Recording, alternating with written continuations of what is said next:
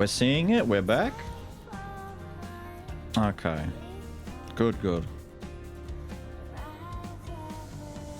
I have no idea what happened. Like, the net just crapped itself out of nowhere. The PC didn't go down. The power didn't go out. The connection to the Twitch service just suddenly died. Like, I could open up other websites. Like, everything else was still working.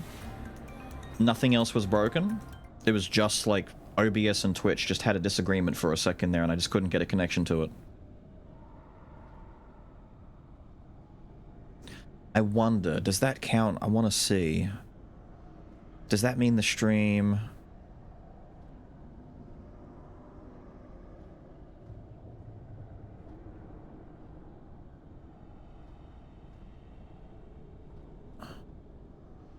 Hold on. Has that cut the stream, or is it all still there?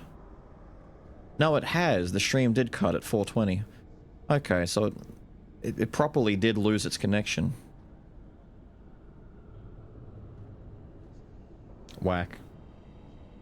Very whack. What up, Astro? Pain!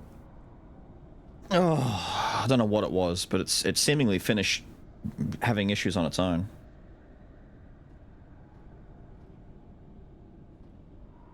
Get Kyrian or Beastmane? They're the hard ones to get.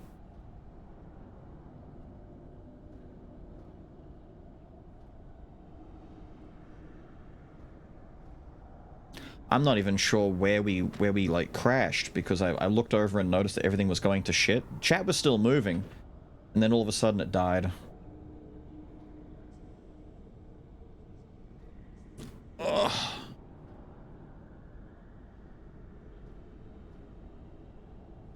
You were walking? Really? Is this before? Like, it was shortly after the roof ninjas jumped on me, right?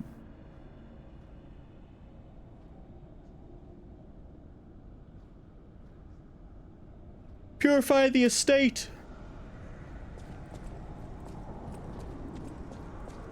Right, well that's not too far then. I basically walked down, came up this ladder, and we're here. Barely any time at all before I noticed it went down.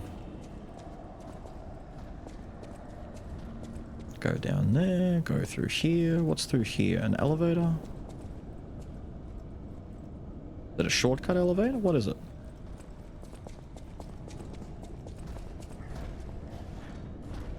Oh, it's the police guy. I haven't fought one of these dudes since the beginning of the game. Well, for quite a while. Since the base game, at the very least. Alright, let's go say hello to the copper.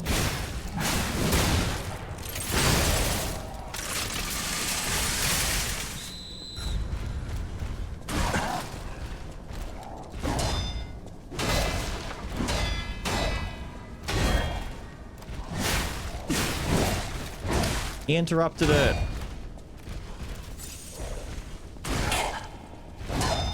Don't interrupt my attack.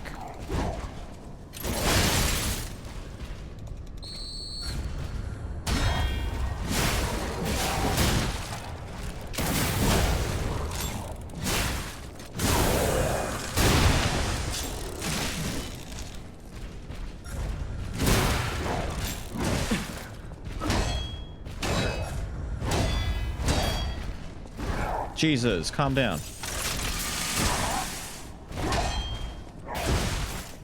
Dude, does he ever stop swinging?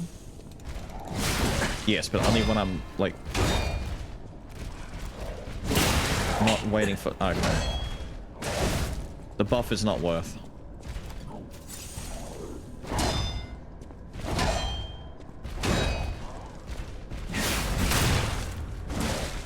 Just go for damage. Finally! Fuck your baton. Baton this. Accusation, Sir Valentinus, with the utmost sincerity and all due respect, this will be the 9th indictment. I write to you now not as Luca, senior counselor, but as Luca, your protege. As I've said, I strive to live by your guidance and lessons. You know this, I'm sure of it, so it's with that same sincerity and respect that I will continue to indict Simon. An assembly must be called regarding all this immediately. Not only is he using Ergo for personal gain, he is carelessly exploiting it. He's even gathering followers and convincing them that he will lead them to ascension, to godhood. He is making no effort to hide his true intentions, but it's not too late. Please call an assembly. I will prove everything. Senior Counselor Luca. Oh, I see that went well for you.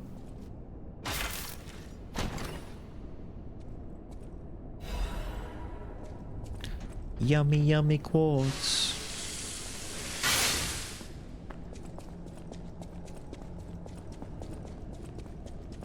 Yummy, yummy quartz. Yummy, yummy, yummy, yummy. Physical boys, Ghoul King and Herc? Depends on your playstyle. They work well, like, depends on what you do.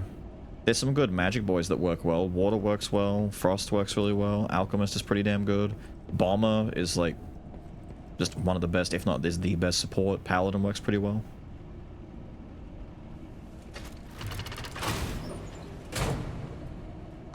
Crown of the Golden Hand? Not the Golden Hand. The other ones I have. I don't get that room anymore though anyway. Like I haven't seen that room in forever. Huh. You're first. Bogey Summer. Welcome, dude. Welcome, welcome. Another fat quartz for me, maybe? No, it's a letter. Sir Valentinus, I hope this letter finds you well. I wish to apologize for the manner in which I abandoned my duties, which bordered on betrayal. I would say it's more than bordering. I love this family, but walking the Monad path proved too painful. I lived in constant fear of being dragged down into the darkness alongside you. I could no longer endure gazing into that yawning abyss. I decided I must walk a different path. I am truly indebted to you for all you have done. For taking me in and raising me. And for the great authority you placed in my hand with the Rose Sword. The Rose Sword? I intend to use the power of this sword you gifted me to fight for something righteous. Oh, Father, it embarrasses me even now. But I truly wish to call you that at least once in my life. The feelings inside me as I watch my apprentices grow make me wonder if you felt the same way gazing at me. Your grateful daughter, Leia Florence. As soon as she said Rose Sword, it gave it away. Valentinus' daughter? This must be Valentinus and his wife's chambers, if I had to guess. Yes. So many bloodstains. I don't think they made it out of here alive. Even a Thank you for stating the Order obvious. was helpless when death came calling. Love how stupid he is.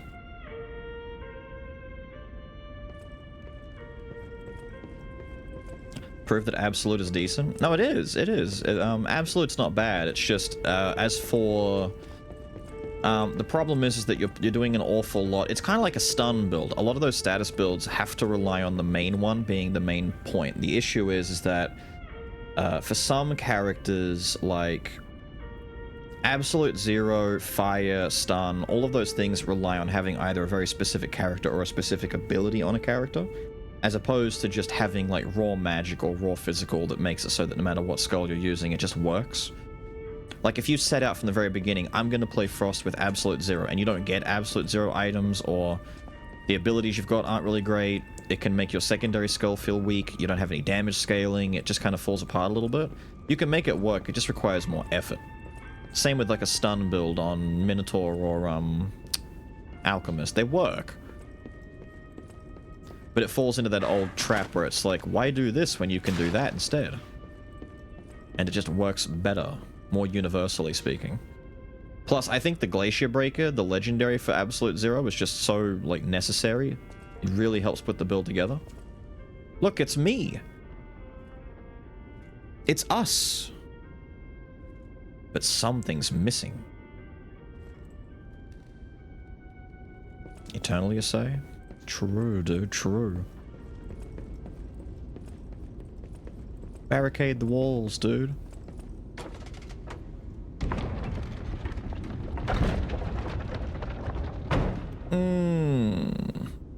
Poisoning? Nah, poison's just kind of whack. You have to play poison with something like Werewolf, someone who crits a lot with the syringe, and that's it.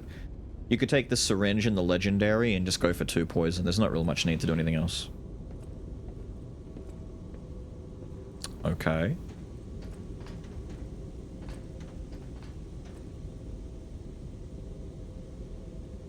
The accursed hand. The gripper. The yoinkin' my shit hand over here.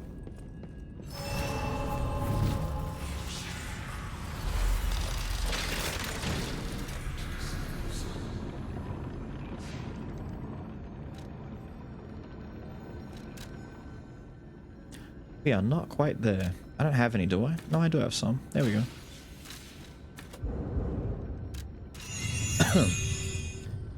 Done.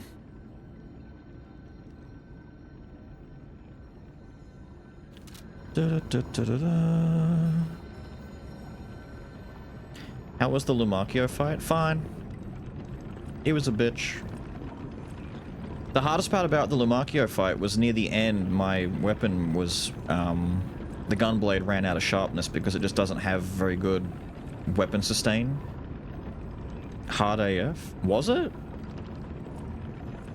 We just kind of gunbladed the shit out of him, dude. I spent a solid 30 seconds running away from him trying to survive while sharpening my weapon. It was a bit goofy, but, it worked out, I guess. To my young apprentice, I'm told you have succumbed to delusion and abandoned the path of truth, Valentinus. The human heart can be pitiful, but it is resilient, and I see you are unable to discard your connections to family. But your greatest sin, handing over the Great One's arm. You have fallen to so regrettably far. I have no choice but to inform you that in the name of the Council, I declare you excommunicated. As we once shared the bond of master and apprentice, I have personally created this excommunicant's cure for you.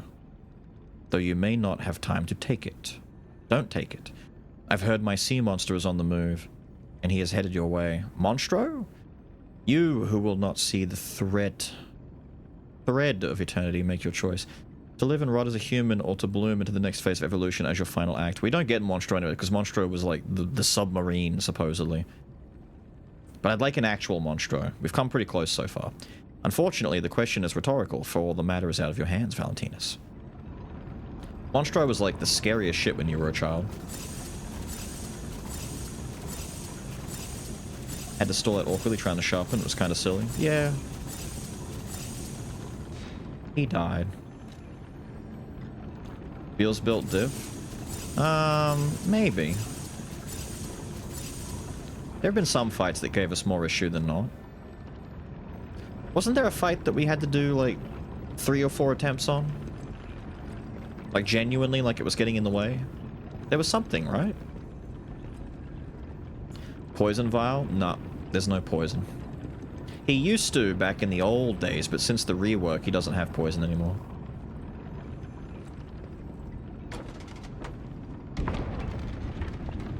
Pistrus mean sea monster? Cool.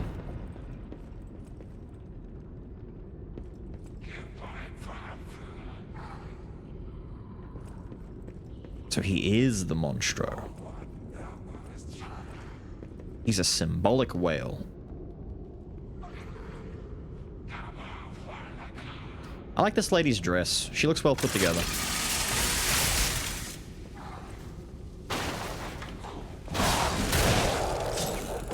What's up?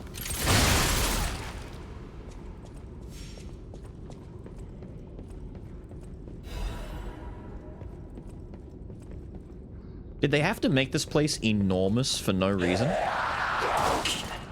Ow. For whatever reason, I just didn't hit her in time.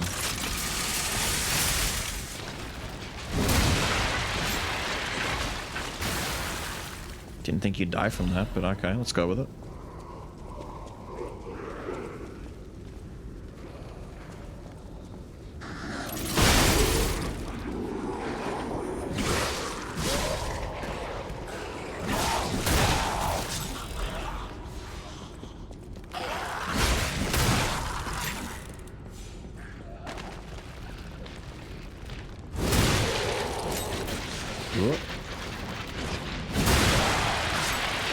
Gotcha.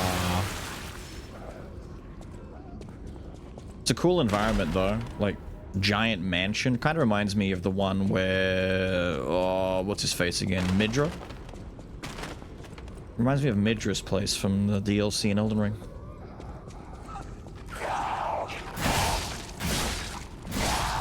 There's just more angry women here.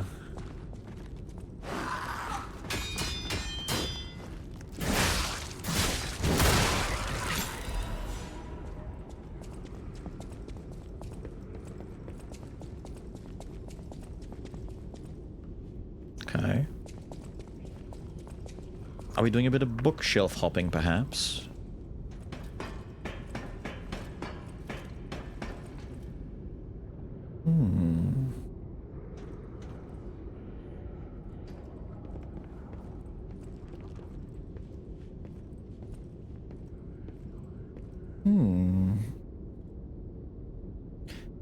Not as dilapidated as Midra's? Maybe, but there's more blood.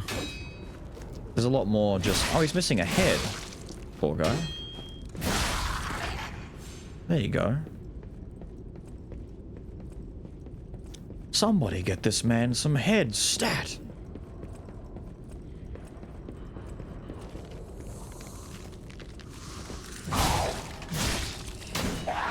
Damn it. What a snipe! Ma'am. God damn, this thing swings slow. Shot me right in between my attack that would have killed her.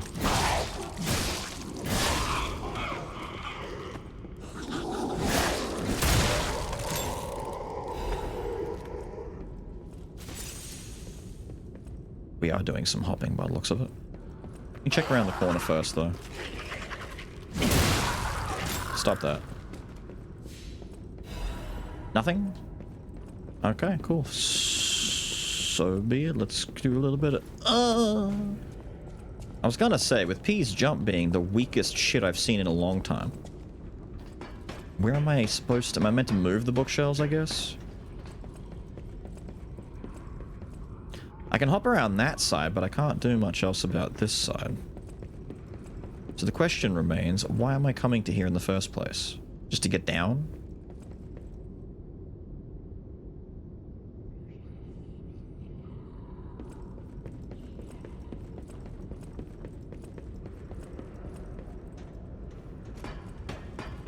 Missed the ladder and the item? What, this ladder?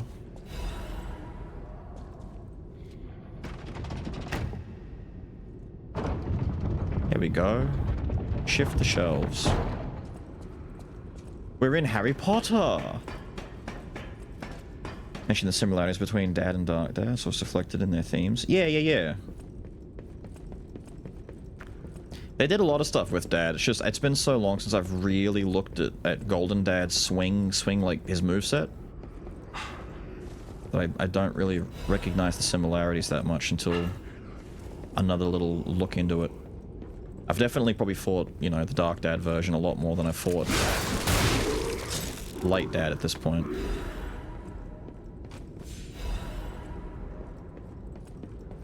Even though we had Light Dad down to a really ridiculous science back in the day. He's a lot less random than people think.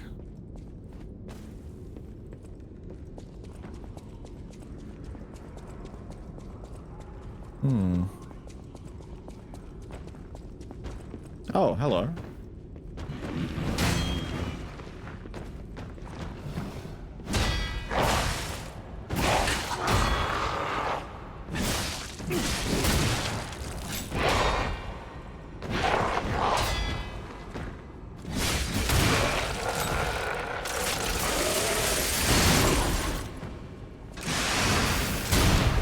Oh, did he not walk into it? It might have been too early. Yeah, it was too early. Ah, it was right there.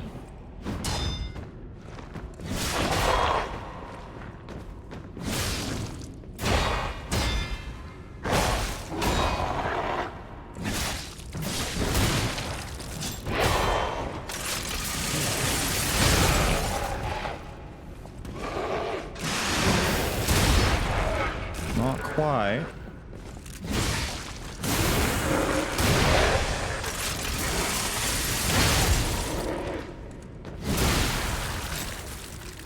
Thank you.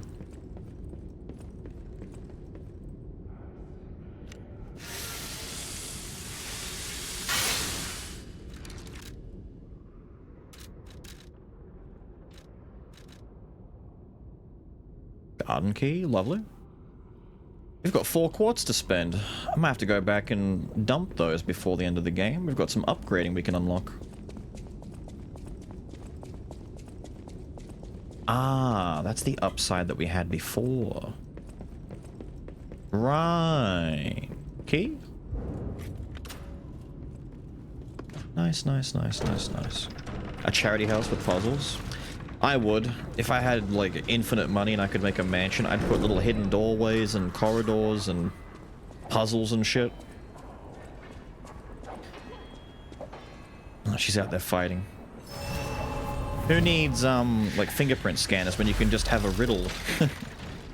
The end of this overture is approaching. Revisit the unfinished stories from your journey. Unspoken words and unfulfilled promises may all disappear when the venture ends. Oh, we're at the end.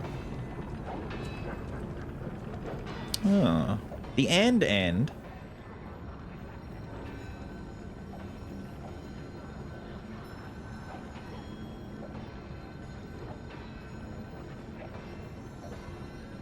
Combines both dads. You can get a mod for that, maybe. Or just have all the phases show up, so you have normal, light goes into dark, dark goes into, you know, coughing dad. Just to have all of them put together.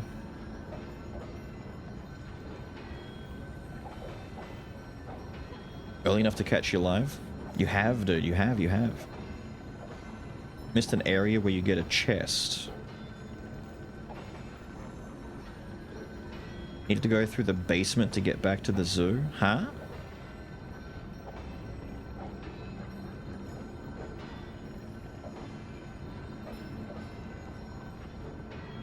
In what place? Like where?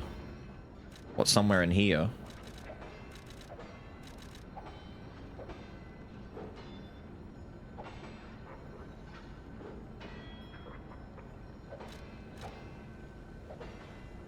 Previous room. Alright, let's run back and take a peek. Because it's that, and then going back to, stop that. Going back to the hotel to drop my quartz, I guess, and that's about it. No? Not here.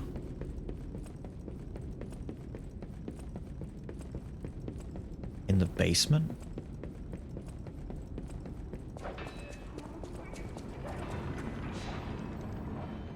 Where the dead chefs are? I was gonna say, I can teleport down to the cellar.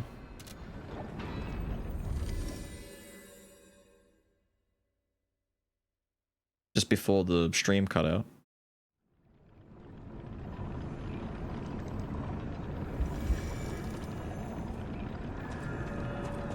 Not sure if you've missed one. Let's take a look-see, I guess.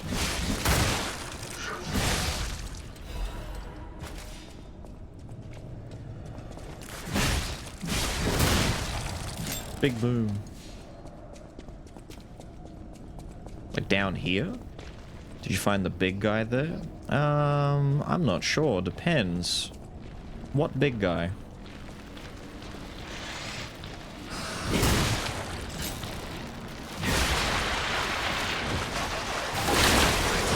Oh, you weren't done.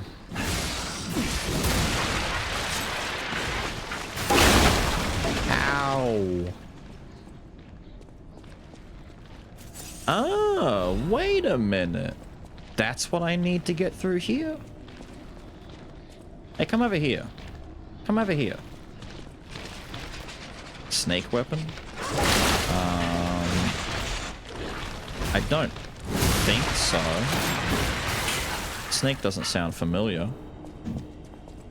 Depends how much into the basement we're talking here, like, because I climb up out of here and then I leave. The snake staff? You mean the one with the handle that we were using before with the big weapon? Where's the head of this thing? This one. The acid spray?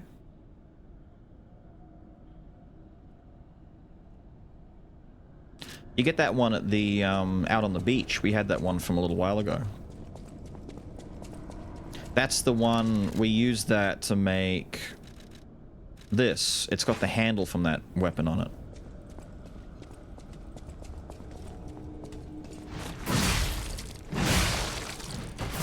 See, it just ever so slightly doesn't quite do enough for us. And it's just a little bitty bit too slow. But the good thing about it that I tried to make work, how are you, Polari? Was if I block and I do its weapon handle art, this thing hit extremely hard. The problem is it's just too slow to be worth my time.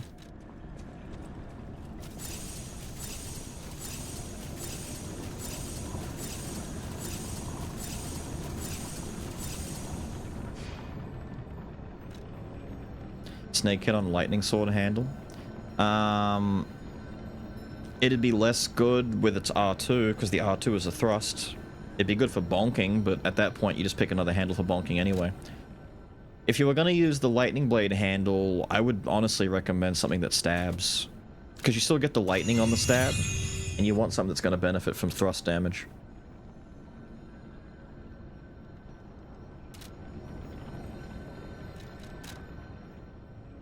Go back and dump my quartz before I forget. What a mask. The goat head? The goat head's great. We've got a few outfits so far. I can't help but feel like we're missing a black rabbit place, though. We've got 4 of them, but I could swear there was 5.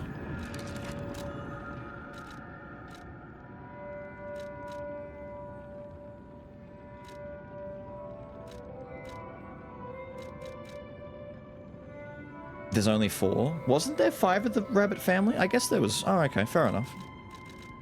Well, then we've got them all then, that's fine. Maybe I'm not remembering how many there were properly, but I thought there were that many, but I guess not. Let me upgrade my P organ.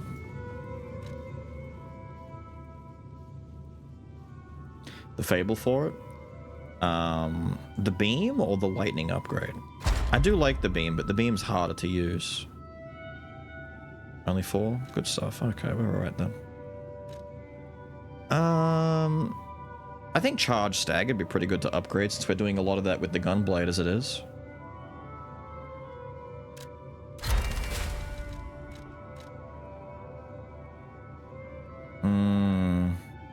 Weapon attack when durability is at max? I don't know why we have those.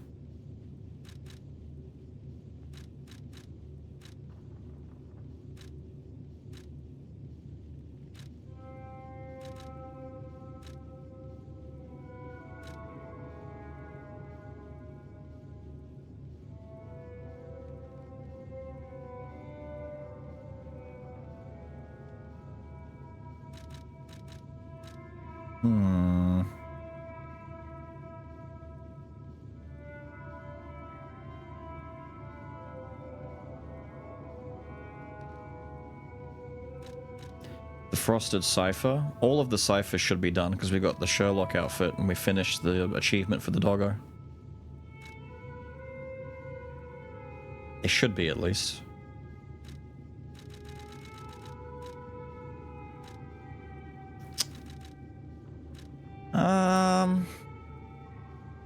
Slightly restores weapon durability when using a special grindstone.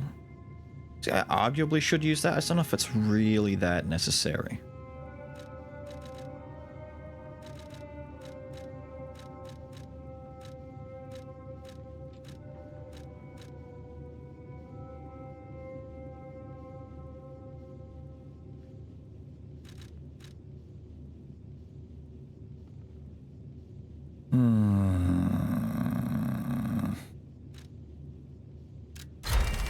We do get hit doing charge attacks and fables occasionally, so that'd be just kinda nice.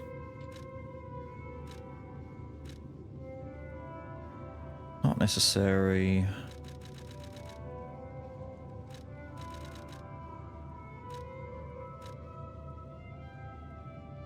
I guess. What's over here that we care about? If we wanted to farm, I guess, but why do we care? That might be kinda nice, but... Enhance Fable Catalyst effect, reduce prices...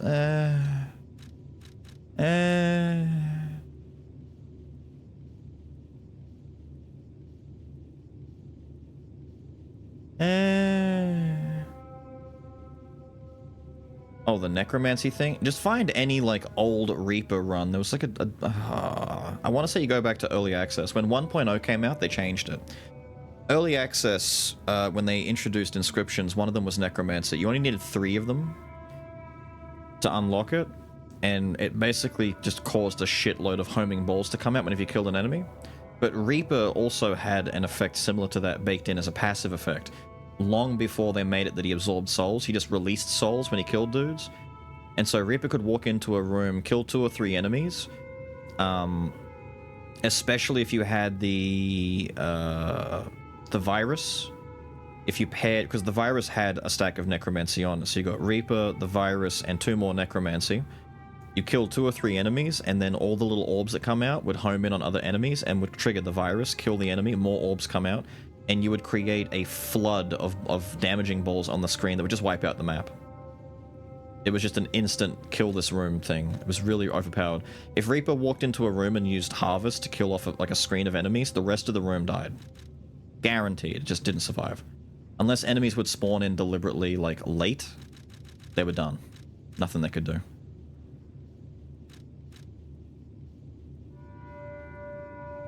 I might take this so I just take less damage from reds that hit me. I don't really care about anything else. Just do that. We're kind of good. I think we just go and fight him now, right? I don't think there's anything else unexplored besides the fucking tree. And where's the girl? The little girl... I might go back to the lighthouse and see if she's moved. I might go back and talk to her. If she's still there. But if she's not still there... See, this...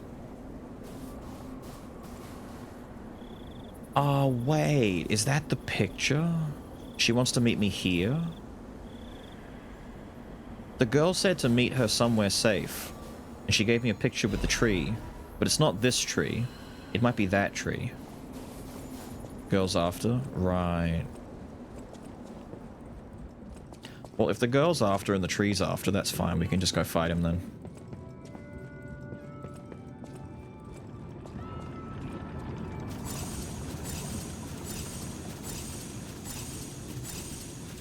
Hang the portrait? Yeah, it's up there.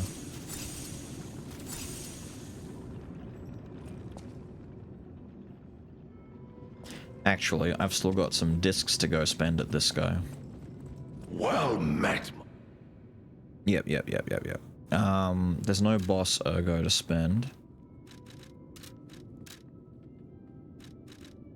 We have 2 discs. We can buy you, and we don't need the other stuff. We'll just buy you.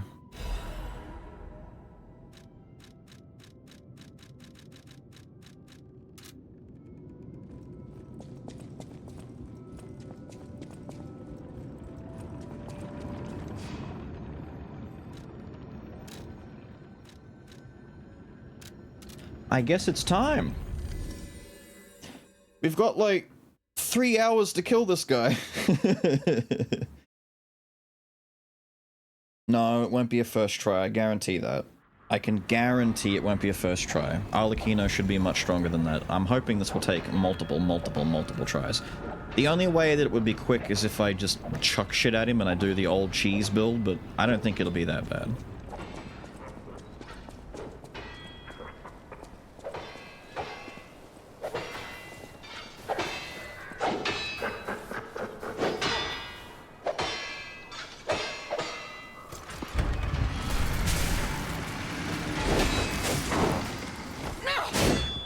cool, dude. He's all Jack the Ripper stuff.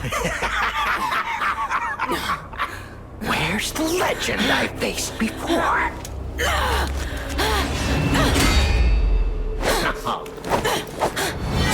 He looks funny. Shut up, you filthy puppet! No. I must ask. Did you actually believe you could save your beloved apprentice? Pathetic! Give me your sword. And who might you be? Oh, he bows. Cute. Let's step in the blood. Tick-tock, tick-tock. Romeo's on the clock, and you appear to be nothing but talk.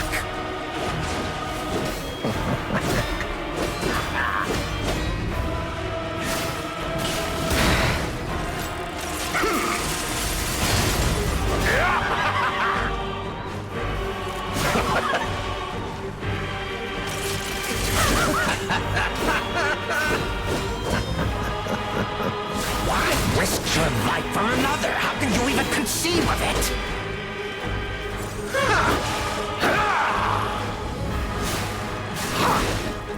Not quick enough. We'll just do cookies for this guy.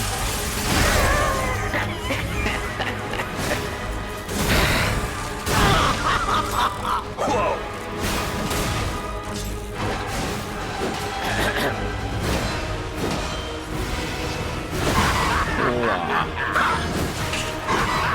Time to exit my stage. I had to land a perfect there to get some health back. The game does tell you to help her up. What? Oh, you can pick her up? Do I want to pick her up?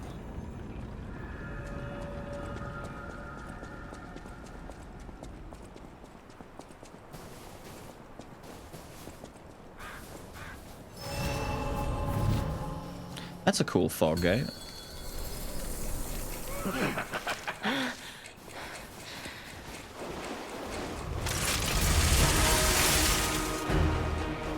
Tick-tock, tick-tock. Romeo's on the clock, and you appear to be nothing but talk.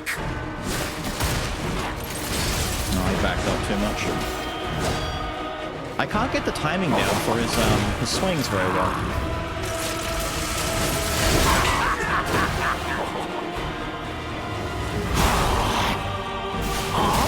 Why risk your life for another? How can you even conceive of it?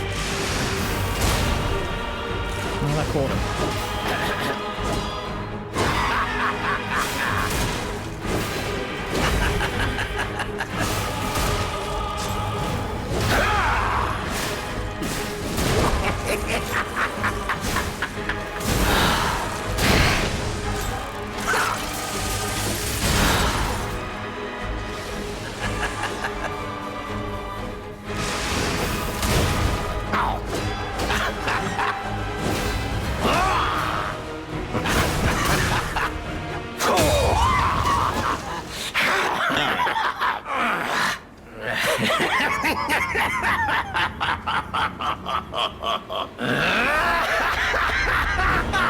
This is exactly what I've been waiting for!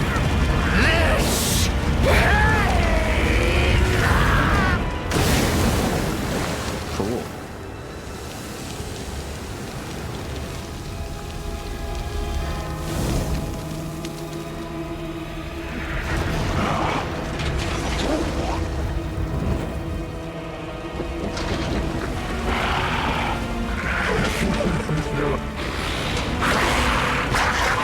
That makes more sense. He's looking a bit more like him now.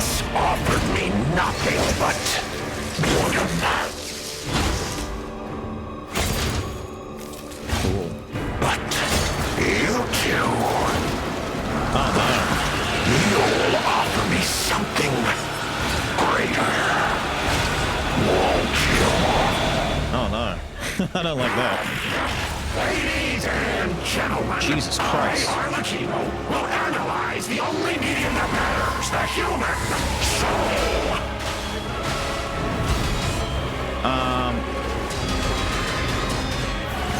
Come on, let's keep going.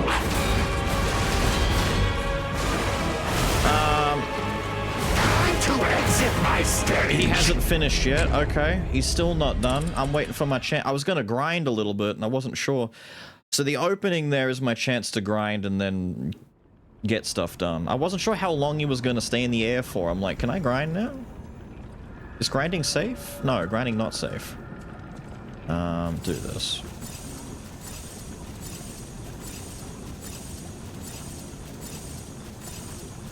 There's a few good spots in there for doing some perfect parries, just to get some health back from all the Grey life, but I'm not sure when there's a break. He just kept kind of going and going and going. But it looked like the last hit that killed me was the last one in a string, and I can do some recovery after that.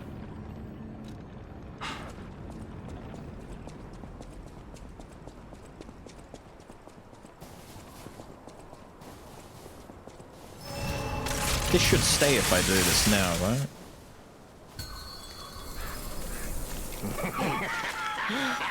Yes.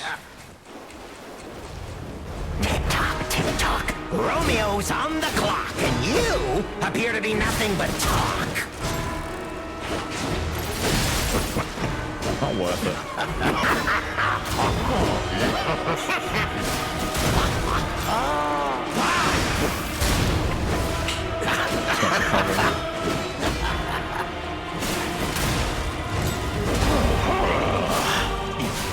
Why risk your life for another? How can you even conceive of it?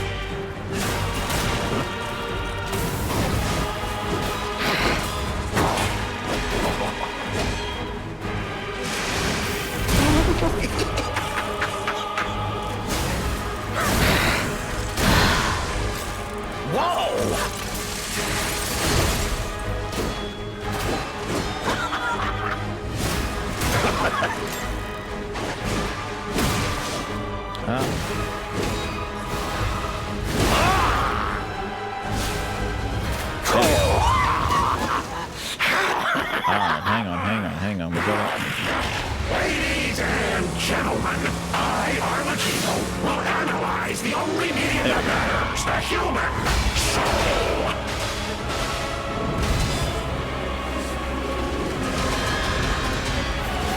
Come on, let's keep going.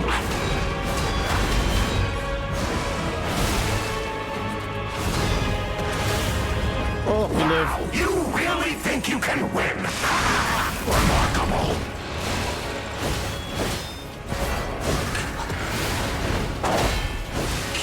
Still going. You're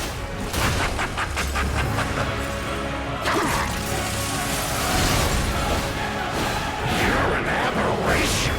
You do not fit any parameters of my research.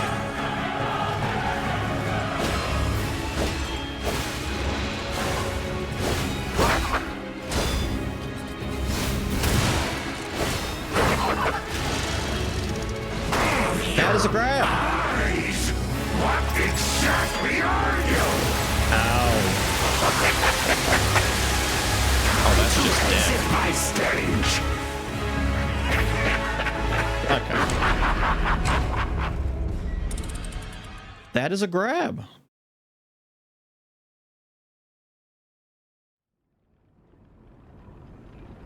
The blonde artist? It's not even factually accurate. He's a redhead. Don't get grabbed? Pretty much. I wasn't sure if he was pulling out a different weapon. He keeps rotating between what weapons he's got, and I'm like, oh no, wait, this is just a different weapon. No, no, no, it's a grab.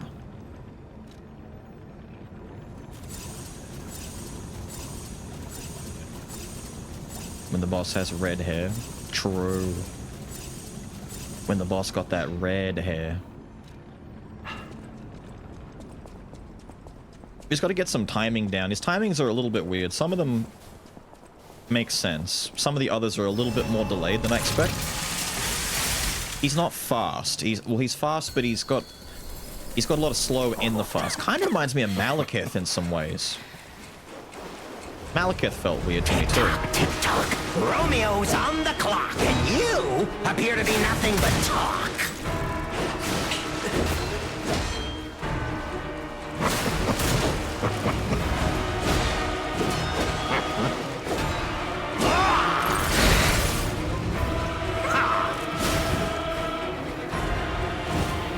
We said farewell to his arms. you're not done after that. Now, what to slice off next?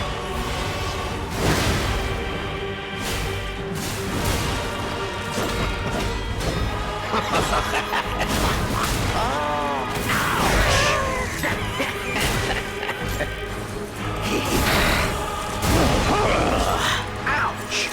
Why risk your life for another? How can you even I might just conceive stop of it? shotgunning. I think shotgunning is a trap here.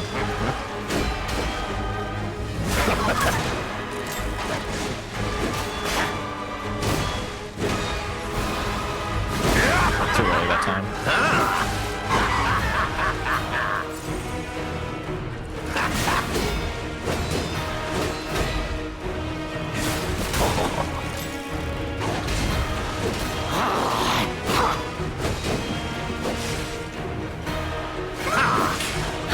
Ah, so you just always do that there then.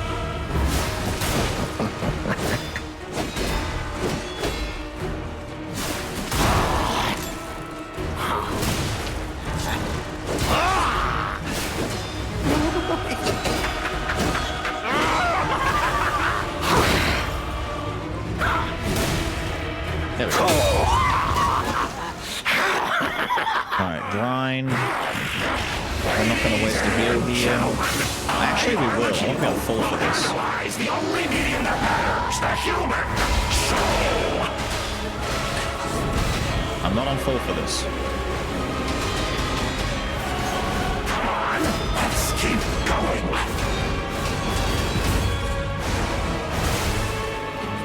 Time to exit my stage. I took too much damage from the skulls at the start. If I don't have enough life, I don't think I can get through. I'm not getting perfects on his swings. His swings are like weird. I gotta get better at parrying those if I want to keep alive on that.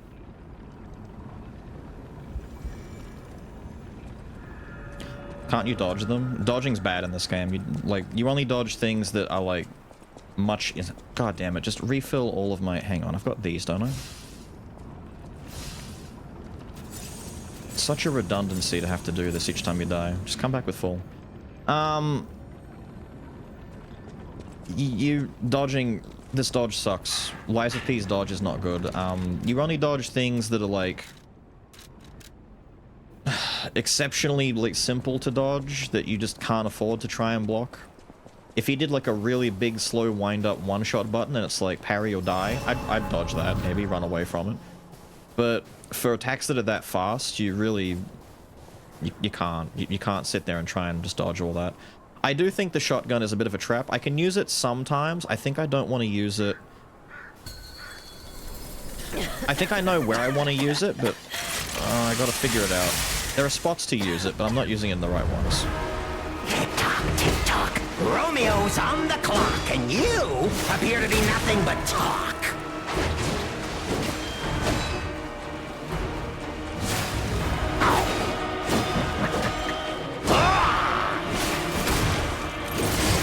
Nah, that's not a good spot for it. Ouch! We said farewell to his arms. Now, what to slice off next? No.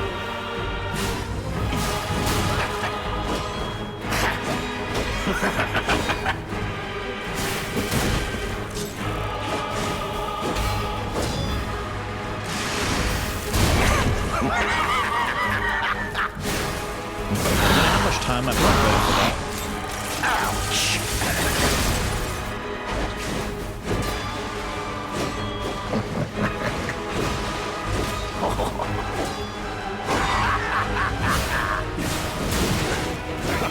Can't charge. More on that.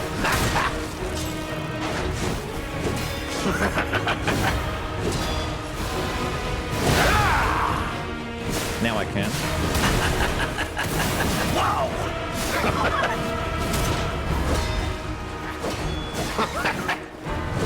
Come I not squeeze in? Time to exit my stage. I'm trying to squeeze a hit in between his attack strings, but the Gunblade's too slow. If I had Spear, I can poke in between some of these strings, but Gunblade can't. We just have to do it as counter pokes. We just have to defend until we get a chance. I don't think there's a single... I mean... I think that's the fastest thing we have. I think that's the quickest attack we've got. That's way too slow. There's nothing faster. Hang on, I gotta... Give me these.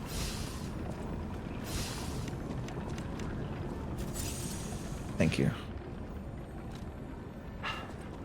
His arm so many times. He just keeps losing his arm. Should we get the poker? Nah, I can use the Gunblade for it. You just have to adapt your playstyle to it. I can't do little pokes. It's like Sekiro. With Sekiro, you parried and deflected a lot, and you took little shots with your katana. You do like little cuts here and there. I can't do that here.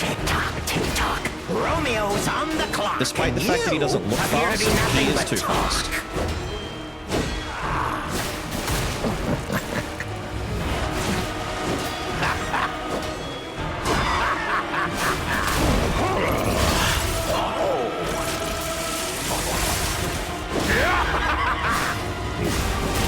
Why risk your life for another? How can you even conceive of it?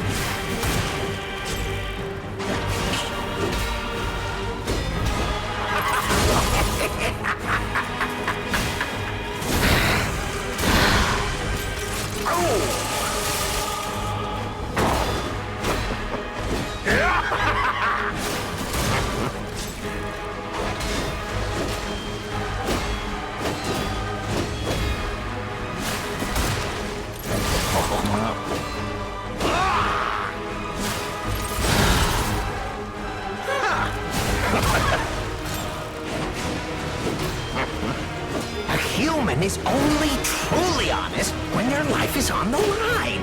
Wouldn't you agree?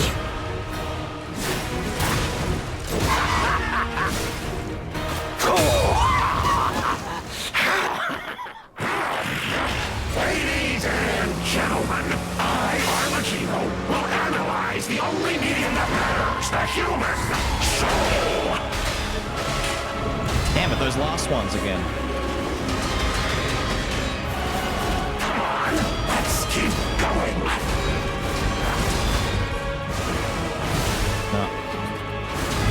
Time to exit my stage. I didn't get the explosion afterwards. I just need to see this attack more. I need to be able to parry, like proper parry the swipes that come before all that, but I need to get to that phase and see it. It's such a long attack at the start. Fuck me, dude. Just res with all your Fable. This is so shit.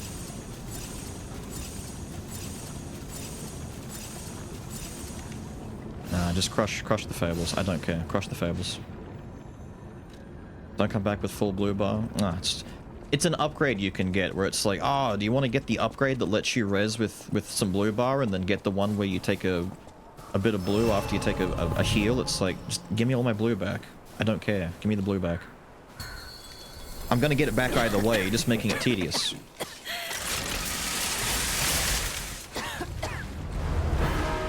Tick-tock, tick-tock. Romeo's on the clock, and you appear to be nothing but talk.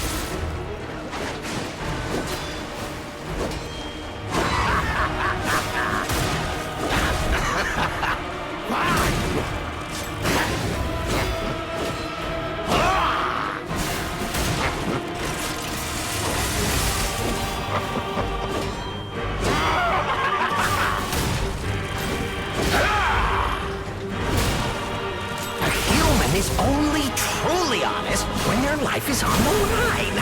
Wouldn't you agree? You bitch.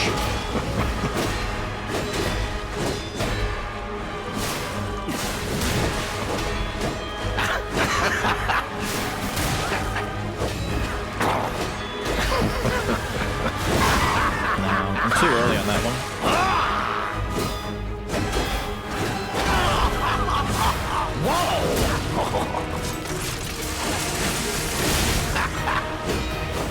risked your life for another. How can you even conceive of it?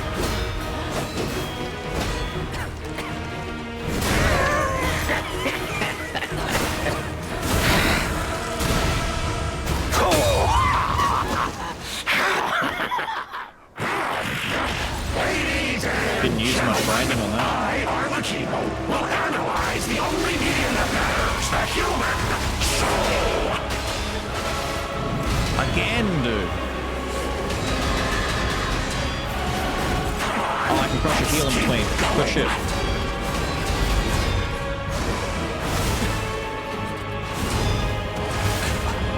Wow, you really think you can win? Remarkable. Ooh, oh, shit.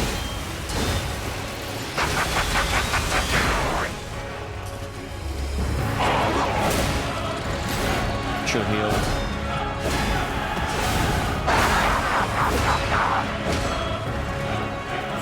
None of my work led me to anything like you. Why are you different?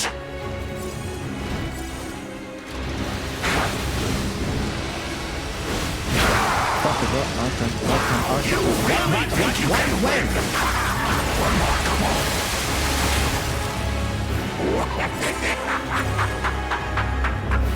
I was dodging the bloody blades.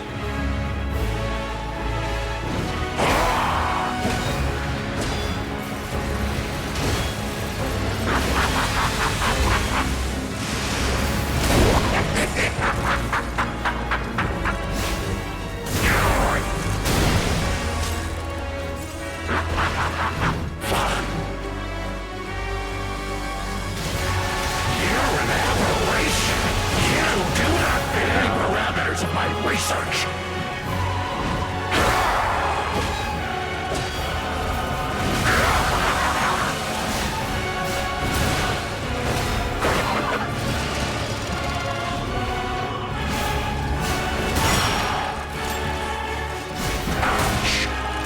Hold on.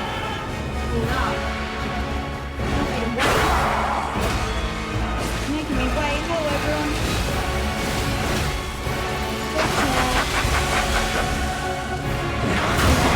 Led me to anything like you. Talking to yourself, mate. Why are you different?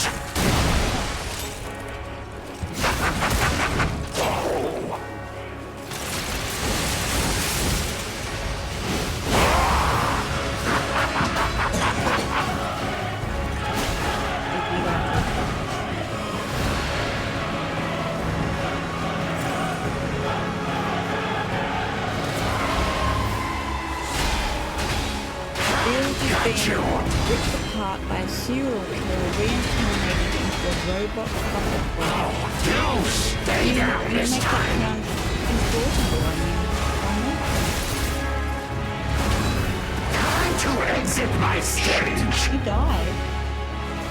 Can't hear any. What? You died. I can't hear anything. What did you want? My tablets. Right here. What? Who else was? What? We've run out of Diet Coke. Mike was just saying that he's drunk from a bottle and would I like some? I said no. Right.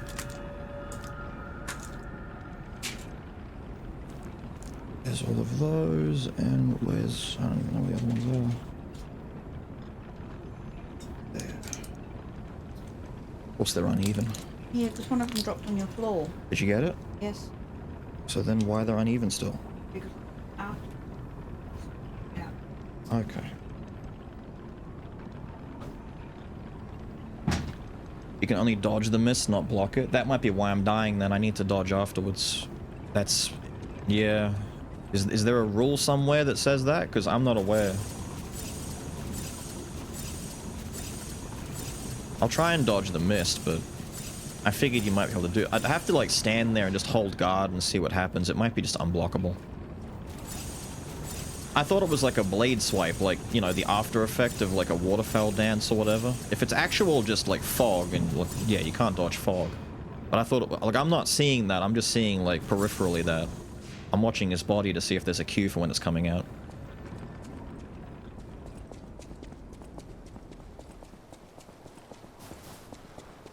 Range those if you run to the side. Range what? The skulls. I'm parrying them for more Fable if I'm low on Fable, because I get more Fable back and I get more everything. If I parry them instead. It's a resource thing. But I don't know, I'm not paying much attention to my Fable at that point.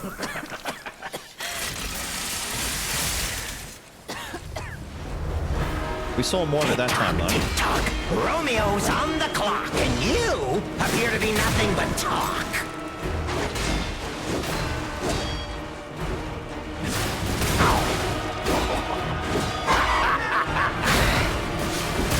Whoa!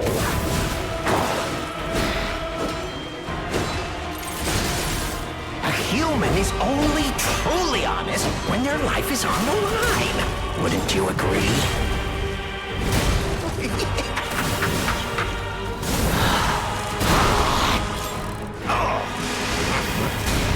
I backed up too quickly, I need to go faster.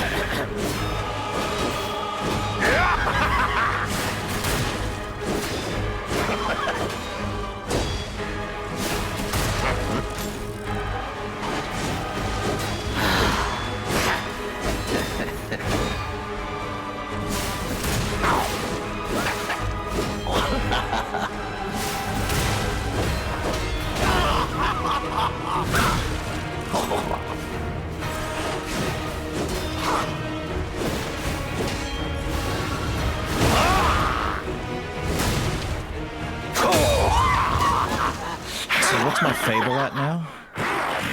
Got a bar missing. Ladies and gentlemen, I, Arlecchino, will analyze the only medium that matters, the human soul.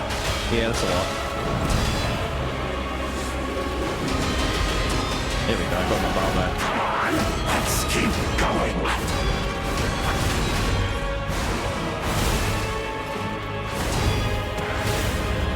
Okay, we'll dodge that. You really think you can win? Remarkable. It's more missed, okay. The single stake claw has missed. The claws do miss? No. It's not done yet.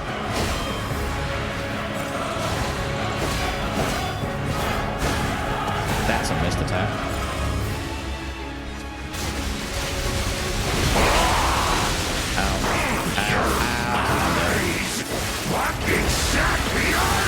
I should not have tried swapping to something else. I tried to get back to my heal and I spent too much time menuing. I flicked right past my heal by accident. I should have my stuff on my bottom one instead. We don't need grinders down there. Not until after we do phase 2's transition, we grind once and then afterwards we won't worry about it. I should be doing my special grinder during then anyway, because I don't think I'm going to have much time. He doesn't seem to have a lot of health. Like, he doesn't seem to be, like, super juicy. Like some of the fights where I'm running out of sharpness.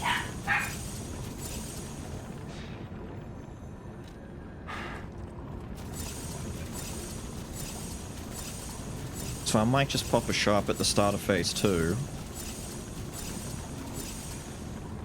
He has really slow swings. He's got one flurry near the end of the initial bit. I could parry those if I know it's coming. I want to try and only use one heal on phase 1, 10 for the second phase. And see how we go from there.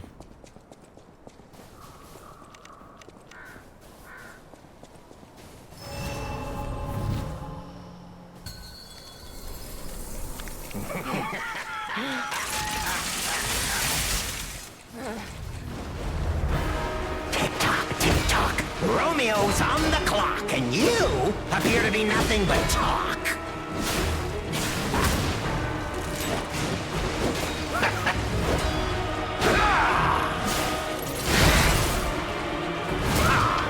That didn't reach? Damn it.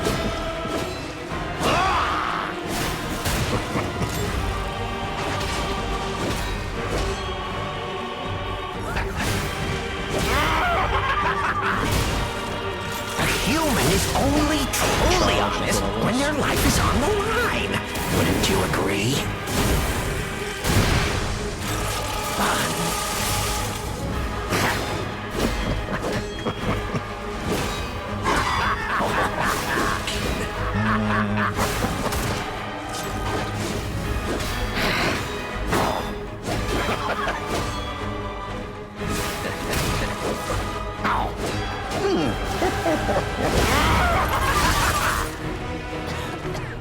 I didn't get it. I think. I was trying to hit me in. Risk your life for another. How can you even conceive of it? Did I not heal? I'm on grinder. Fuck me.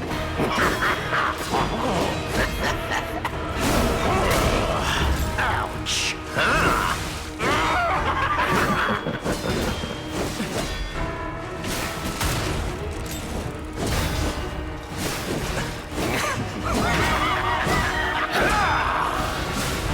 Fuck me. I thought I healed in the middle there. I'm on grinder. I gotta waste 2. And gentlemen, I, Arlecchino, will analyze the only medium that matters, the human soul.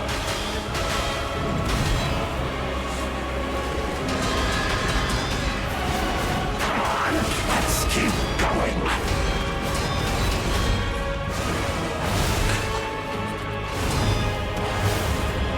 Wow, you really think you can win? Remarkable.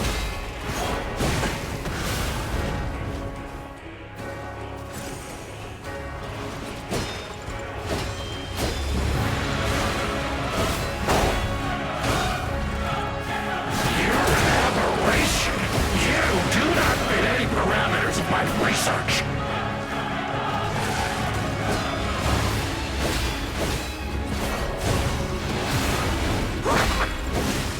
It does 2 after that.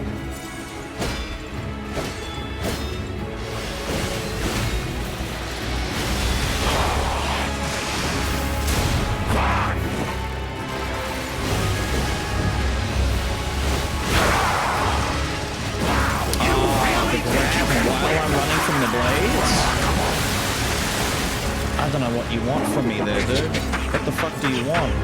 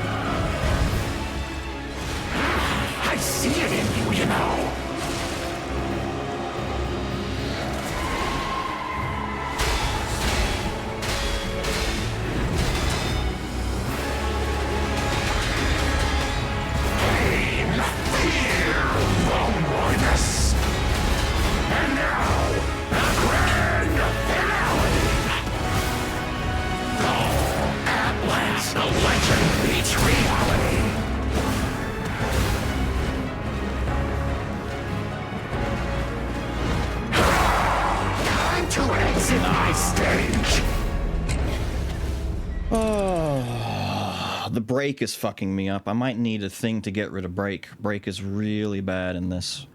If he grabs me, when he sends out the fucking saw blades and then he does a running grab, like, I have to, like, dodge the grab and just get hit by the blades? I don't know. What does Break do? Fucks up stamina regen and it looks like it halves my heals, I think. I think it halves my heals, or it reduces it by a fair bit. Like, it reduces it by a lot. My healing isn't giving me anywhere near as much. Not using any special grindstones? Yeah, I am. I'm using the slashing one, aren't I? I've got this one on. Cutting grindstone.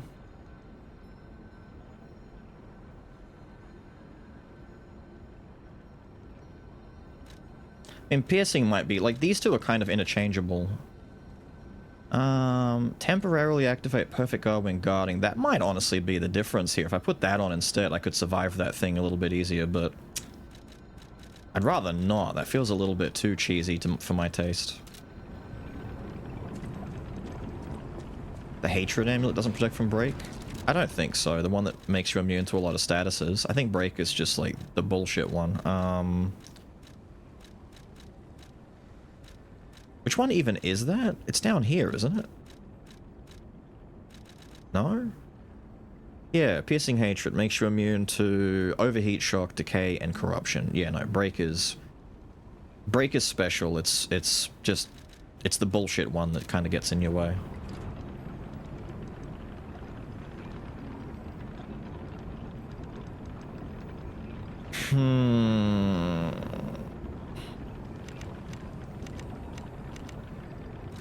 What's that vial again? What am I using there? Right, I should throw some cluster grenades at him. But there's no good time to cluster grenade is my issue. I might shot put him when he's in the air if I can, like 1 or 2 of those. Kill him before kill you, that's the plan.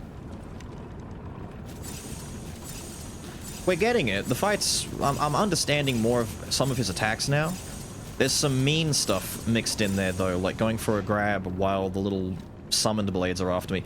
Maybe the way to deal with that is actually the opposite. I've got a new strategy for the summoned blades in mind. I've got a new one in mind for that.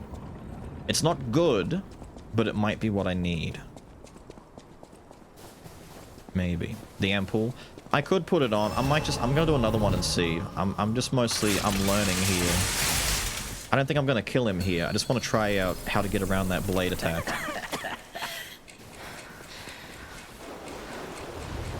Tick-tock, tick-tock. Romeo's on the clock, and you appear to be nothing but talk.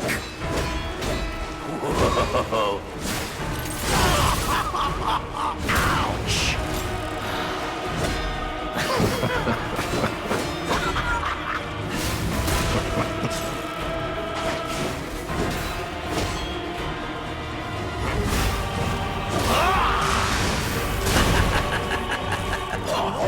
A human is only truly honest when their life is on the line. Wouldn't you agree? Oh, you bitch.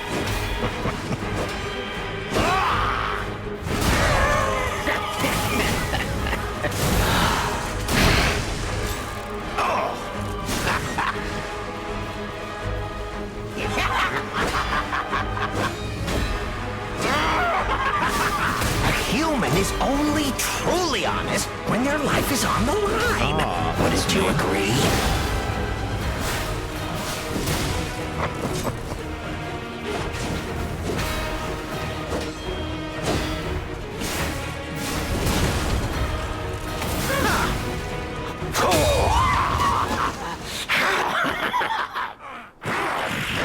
Ladies and gentlemen, I, Arlecchino, will analyze the only medium that matters, the human soul. Ow, dude. That shit was hurting bad. Come on, let's keep going.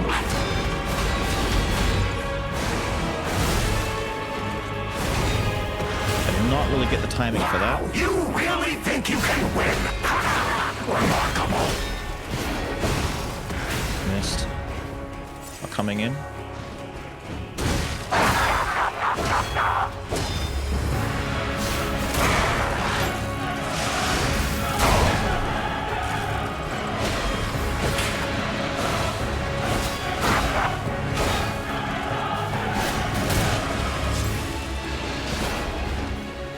What's this? Whoa!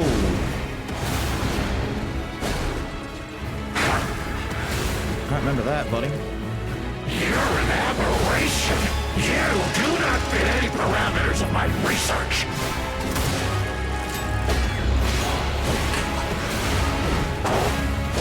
He does too.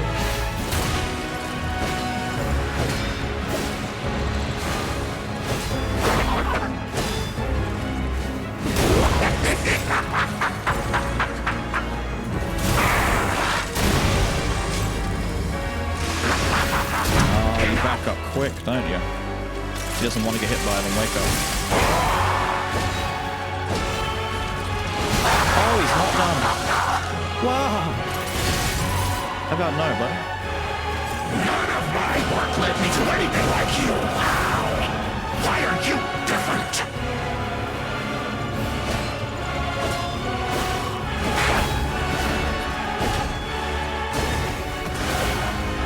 Missed. Keep forgetting about the mist. You're an aberration. You do not fit any parameters of my research.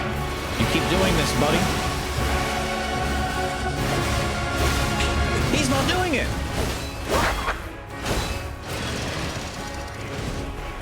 What the fuck do you mean you're not doing it? None of my work led me to anything like you. How? Why are you break the different? rules, buddy. You break rules.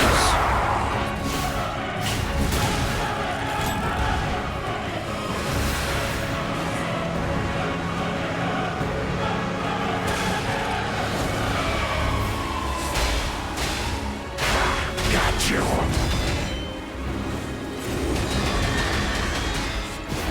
Oh, do stay down this time. Ow. You know I confess I'm going pretty bored.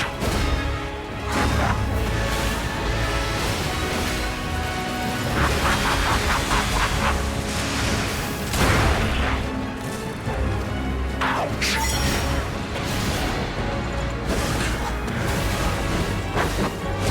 2.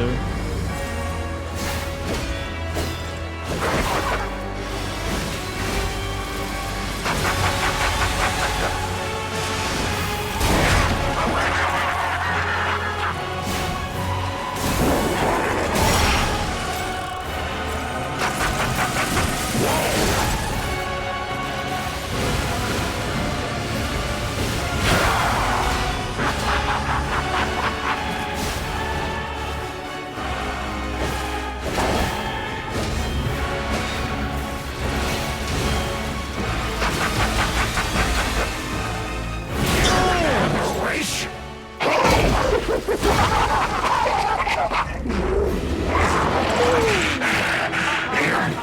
Impressive.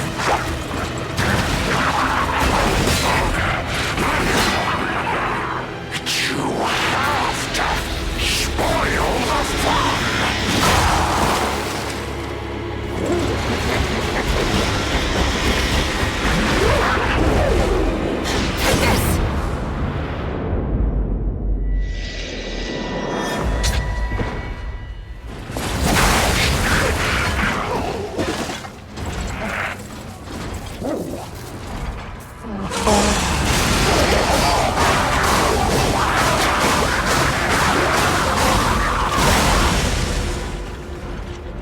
Bah! It was fun while it lasted.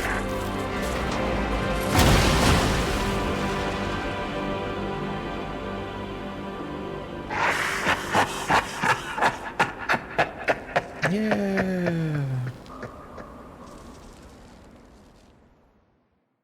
And that's our DLC sword from all the trailers where he gets to Virgil. That was... They showed that off in the trailers. They lied.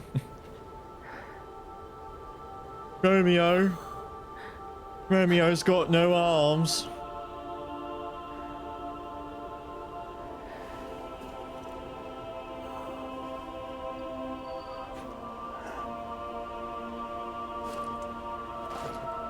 Thank you.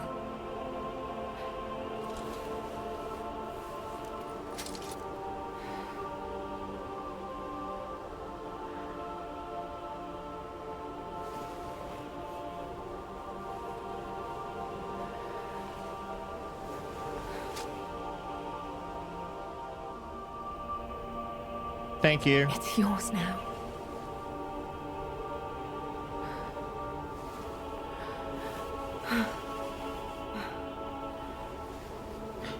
What is it with these games and redheads that get sick and die?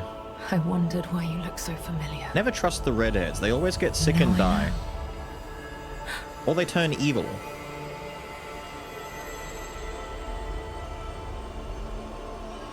Sister Sophia, is that you? Carlo.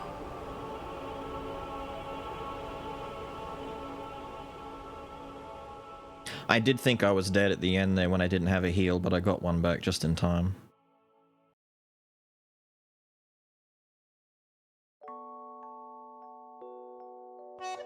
Yay! And I get a sword that I'll never use because the game's over. Yay!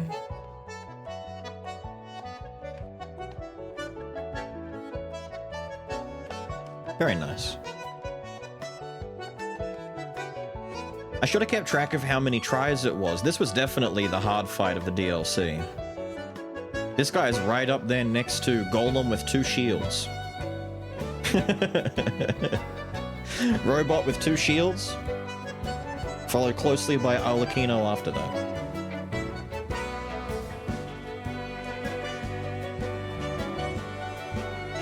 It's a good fast sword. I knew we were waiting for this sword because they put it all over the trailers and the promotional for the game. I was half expecting Leia to turn like crazy and we had to kill her and take a weapon before the end. And she was going to do one of those deathbed things where it's like, please stop, Arlecchino, take this. And it's like, alright. It's like 6? Oh, it was more than 6. Surely it was more than 6. I remember dying a lot more than that, surely, right? I just wanted to compare because everyone's been saying the other bosses didn't kill me enough, and this one definitely did. Phase 1 got a lot easier, though. I started to get through Phase 1 without too much issue. It was just, once you know what the secret was? Telling me that I can dodge the mist. I thought the mist could be blocked. I didn't think it, like, I'm not seeing it as mist. I'm staring straight at him the entire time. I'm using peripherals to see all the side stuff. I'm eyeballing him for his animations. I thought it was one of those, like, waterfowl dance things where he slashes and then there's a delayed cut afterwards. I'm like, I gotta parry that second cut. Nuh-uh, it's gas. He uses tear gas. That's why you know he's evil.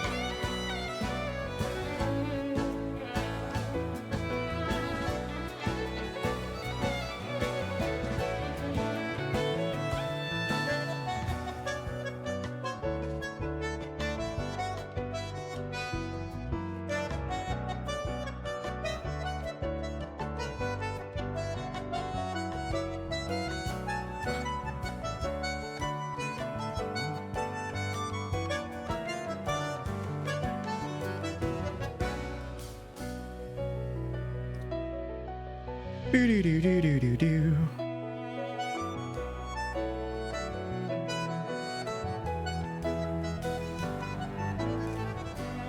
Which is why I said it was petrification disease.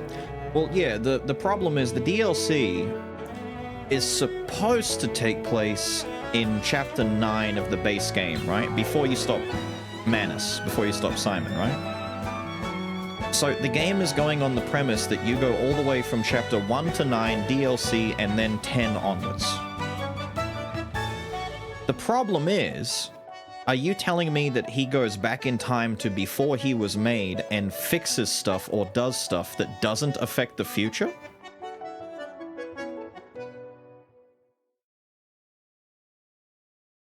It does affect the future. But that creates a conundrum. So are you telling me that P went back in time, stopped Arlecchino, and Arlecchino doesn't remember this kid when he rocks up later and he's talking to him? Or any of the others that might be holdovers that nothing and no one else was like, we've taken the fucking katana. By virtue of taking the katana back in time to Aladoro, we've created 2 katanas in the timeline.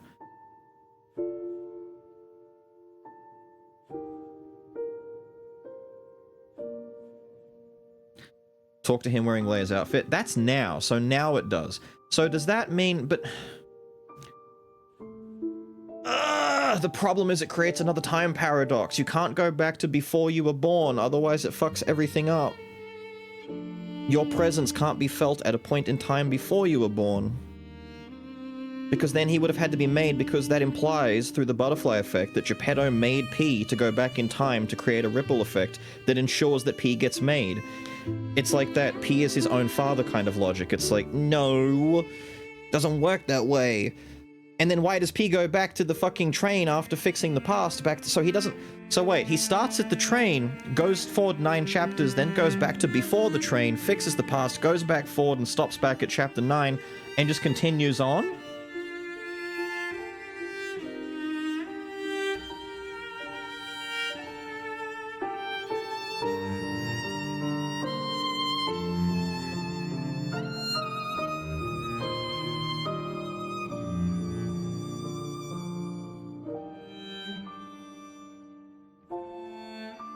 No, I know he gets teleported back after the train. He starts at the train, he goes to chapter 9, goes back to before the train in the past, and then goes back forward to chapter 9 where he left off.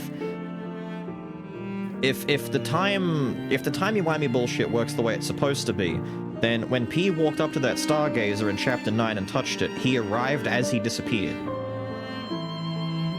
But in doing so, stuff would have changed. For example, hold up. Here's the problem. There was a past before P, right? How did Leia stop Arlecchino before P was even made to go back in time to help her beat Arlecchino?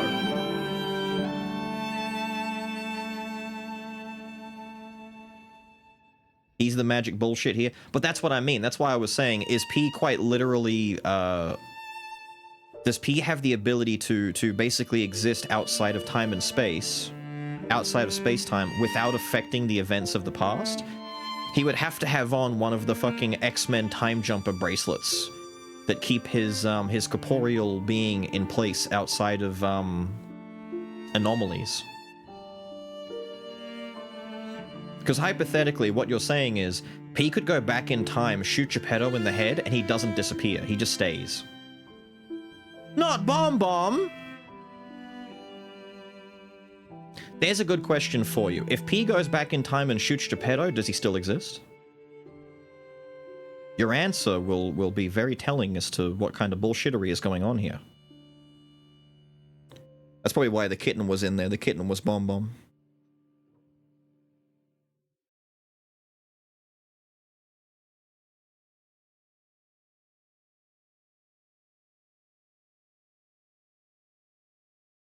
Much nice. Do I have to... Oh, there we go. Hello. Show me a thing.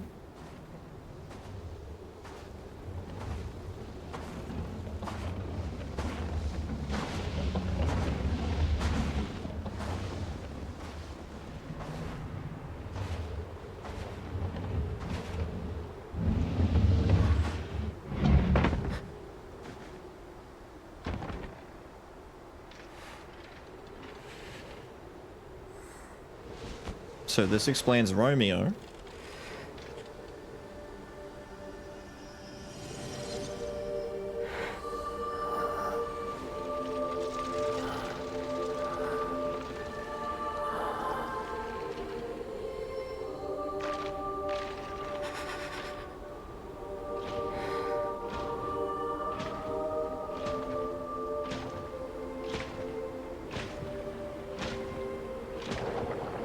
I believe in you. Carry on. Don't forget, this is your story now.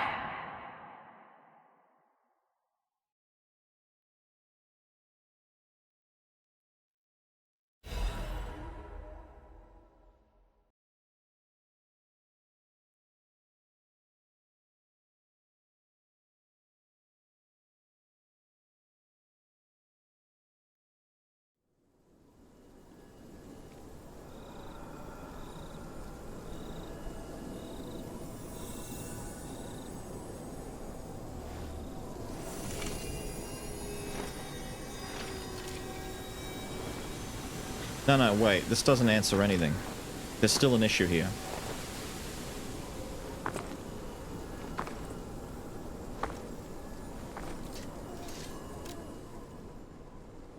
There are stories that, however minutely, have been altered by your actions. Seek out the tales that remain in both the forgotten and the present. Uh-huh. Thank you. Could have given me some heals back. I might die to a generic enemy out here.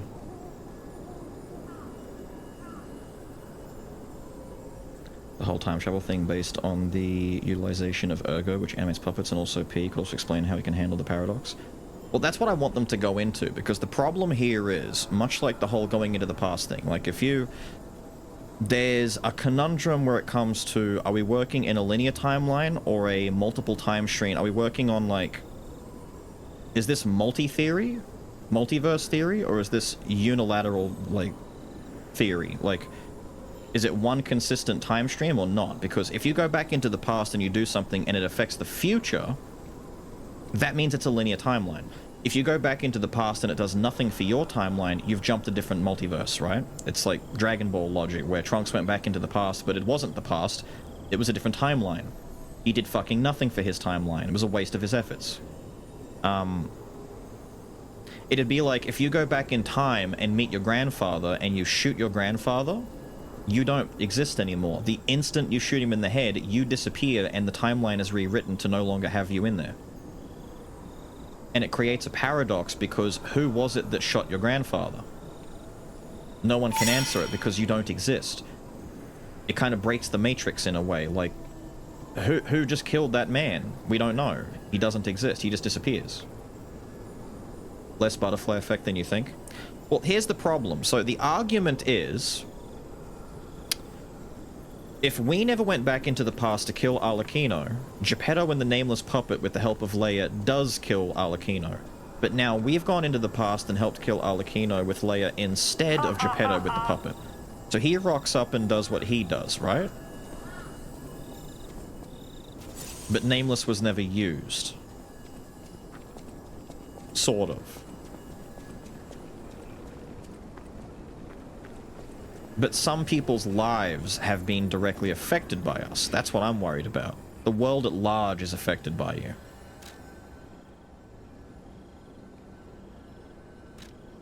Oh, that's the old Krat. And then you've got the Krat City Hall.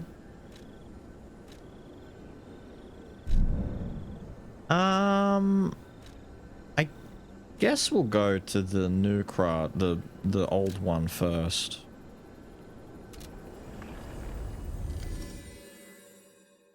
Who that survived was affected by you?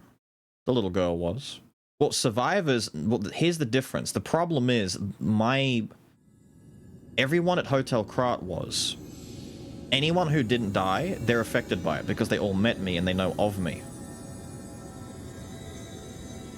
It creates a conundrum. The butterfly effect is very hard to argue. It's one of those arguments where the universe doesn't know how to correct itself. If that makes sense. Who in the past is still there in the present? Well, look at it this way. If we met Alidoro, and we met Klaus, and we met, you know, the little girl puppet, and we met anyone else that we met along the way, right? If even a single person wrote down in a diary, or kept a memory of it, or a record of it, or just the idea, the notion that we could go into the past and give someone an item that we found, and then in the future find said item on a corpse somewhere, there's a bunch of little ripples. The idea, any individual robot or creature or person that P directly killed, like the leader of the Bastards, who killed the Bastards leader if not for P? But now there's like a note. There's like, it's noted in the annals of history that P was the one who killed that guy. Wait. Who did this? What's she wearing? Zelos did. IGN hates this. I know you love it though, you grotty little f***s. Stella Blade. Because it's not gooning if you sub. He has no idea who he was. He doesn't need to know who he was. We just need to know that there was a puppet who killed him in the past. Thought you took it off? Every sound alert that we've had is available for bits. The way that the sound alert thing works, they only let you have limited slots for channel points, so I have to keep swapping them out. if I want to keep the you know, the pew pew and the gup and all that in there. But there's like 30 slots for sound alerts for bits, so I just leave the, like, they're kind of preserved as bit rewards that you can play whenever. Like 100 bits. It's meant to be the only other excuse to use bits ever.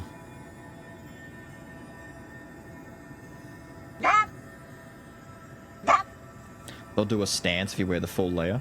That in itself poses a problem. We've gone into the past and have Leia the legendary Stalker's outfit, and now we can come back to the present with that outfit? Isn't anyone going to question how we have it?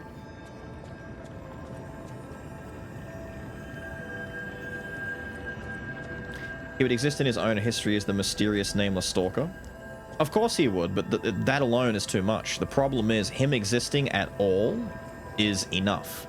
Like, him going back there and affecting anything, he would have to damn near not knock anything over. Like, the minuscule butterfly effect idea is if you go back in the past and you take a chair from the table and you move it to the other side of the room, you fucked up history. You know, step on a bug and that bug dying because of you fucked up all of history. The more grand scale history is if I go back in time and I'm the guy who shot Hitler in the head and I disappeared before anyone got to know my name, they will still know that a person showed up and shot Hitler in the head, and that changes the course of history. If you go, for example, nowadays we know that JFK, there was a second shooter, right? There were two dudes. The magic bullet theory, if I go back in time and I have irrefutable proof, or I change the course of history so that the double bullet, you know, the magic bullet theory no longer exists, history changes from that. Magic bullet theory was a big part of the investigation into JFK. But if a puppet goes back in time and he kills the leader of the bastards, he kills this giant monstrosity guardian thing at the bottom of the mines, he meets all these individuals like Alidoro and Klaus, he talks to, you know, various people along the way, and he leaves his mark by killing creatures and killing enemies and proving himself to Leia, and then later takes Leia's stuff and disappears from the timeline. P now has artifacts from the past that he otherwise wouldn't have had if he'd never gone back in the first place. All of my weapons, all of my clothing, things that I've obtained, my masks, all of that stuff. He shouldn't have this. A past that never had P involved, what was her name again? Valentia, whatever? What was her name? The Sweepers leader? Veronique? Veronique's armor and stuff would have been on her body when she, like, you know, went mad and either died down there or just wherever, right?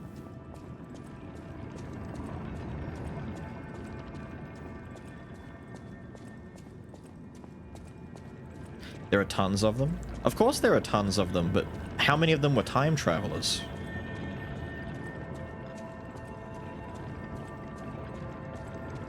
The power over Ergo. Ergo is the only thing, that's what I'm saying. If Ergo works the same way as, say, an X-Men, like in X-Men you have to have like these armbands whenever someone travels into time streams, like Bishop the time traveling guy, right? Or Cable. Anytime these guys travel throughout history, they basically need this special device that maintains temporal normality as they travel around. Hypothetically, Bishop could travel in the past, kill his own parents, and he doesn't disappear as long as his armband is active. When he takes his armband off, he disappears and ceases to exist. So he'd then have to go further back into the timeline and make sure that he doesn't kill his own family, to then ensure that he can still take the armband off and not disappear. If Ergo works for P in the sense that he can create what would otherwise be a temporal anomaly or a paradox, and it doesn't negate the events of the future because his Ergo is just special and he makes sure that events always work out. Basically, his Ergo acts as the hand of God, because if the hand of God doesn't get involved in this, nothing can stop the time stream from being adjusted. But if the hand of God gets in the way and just changes the rules, like the DM in a D&D game, if the DM just happens to say, anyway, it all stayed the same, it's a Deus Ex Machina kind of issue where the narrator of the story ensures that the events work out, right? It's the reason why whenever authors create time travel stuff, they normally have to go out of their way to introduce, i.e. an X-Man bloody temporal bracelet, or a God hand paradox where you can go back in time and not have this thing happen, right? Otherwise, the idea of I went back in time and I high-fived my dad, that alone might change the course of history. Now, that's a minuscule thing. The more, like, dramatic one is you killed someone that you knew back then. I went back in time and I strangled my school bully as a baby so he doesn't bully me. But then what happens is that changes the way that you grow up. So what happens if you go back in time and you kill your school bully? Well, now, as soon as you jump back to the present, your school bully probably still exists, because if your school, like, it creates a problem because your school bully never existed to bully you, which never would have motivated you to go back in the past. So you never went back in the past, so the past doesn't change. Therefore, your bully still exists and you still got bullied, and it creates a loop. It creates a starting and ending point conundrum. You know? And the easy solution is just to say, well, I went back in time and I stopped my bully, and then I fast forward to the future and I'm happy now and everyone's good. And it's like, yeah, but you were never bullied, therefore you never would have had the idea to jump into the past in the first place. So how could you change the past if you never existed to change the past?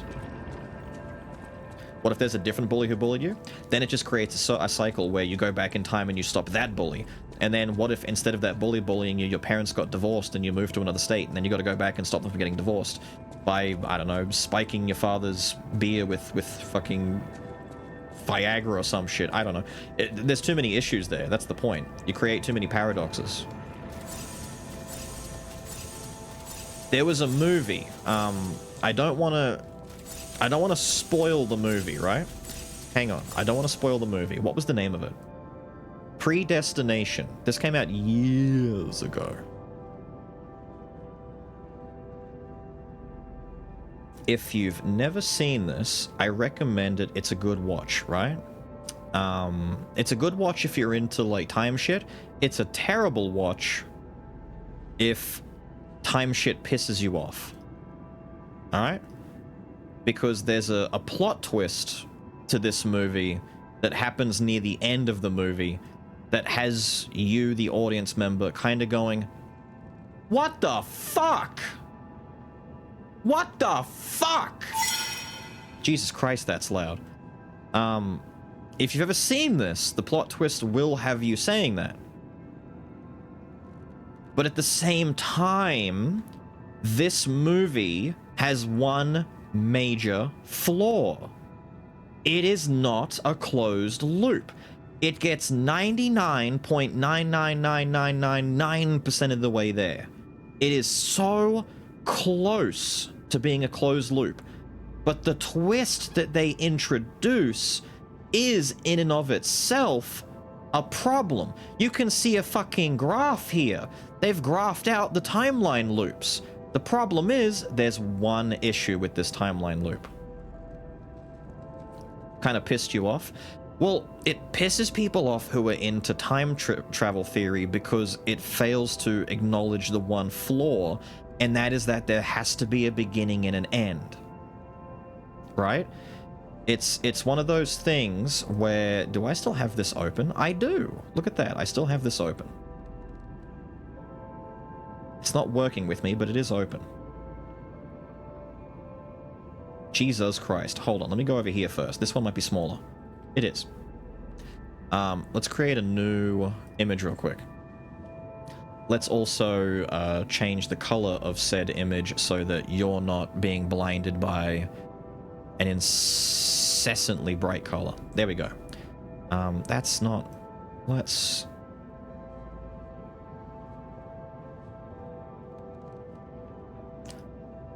The fuck is a nice, just working, but you know what? Off-white. There you go. Have like a gray. 12 Monkeys, Looper, stuff like that. Yeah, yeah. So the issue here is the problem that most time travel stuff runs into, and it's just a thing that every time travel thing runs into, is let's say you've got a circle, right? And you start here. S for start, E for end, right? Most time travel things try to make it a closed loop where there's a beginning and an end. So let's say hypothetically you were doing a Back to the Future type thing and you were trying to do a Marty McFly and you had to go back in time and you had to make sure that the events of the past, you know, Back to the Future 2 style, still plays out the same way. The issue with Back to the Future is as soon as he met his parents, as soon as he went to dinner with his mother at his grandparents' house, as soon as he met and mentored his father, everything's fucked. Because how do his parents still get together and have him if he never went back into the past to give his dad confidence to ask out his mother, right? It creates an issue, right? The problem with movies like Predestination is it also tries to do this. It tries to create a perfect loop, and it gets dangerously close. Like Predestination got super close. Do you know what Predestination did?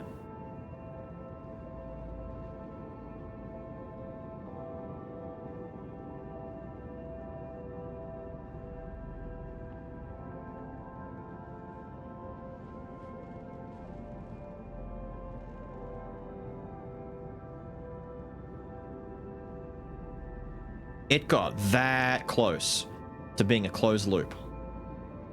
It got that close. And the problem with that was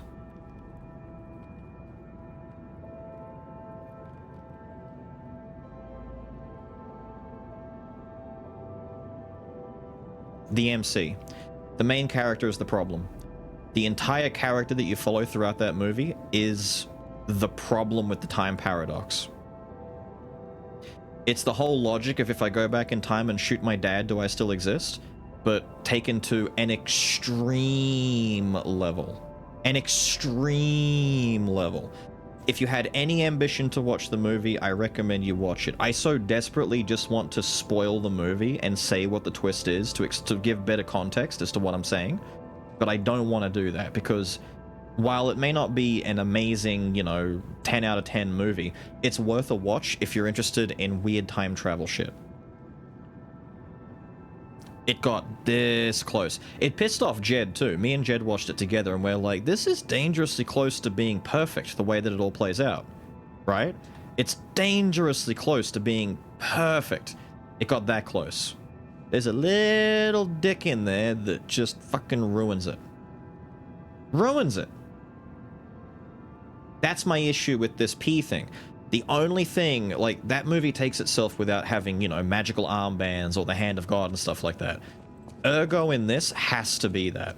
If it's not that, this whole thing falls apart immediately.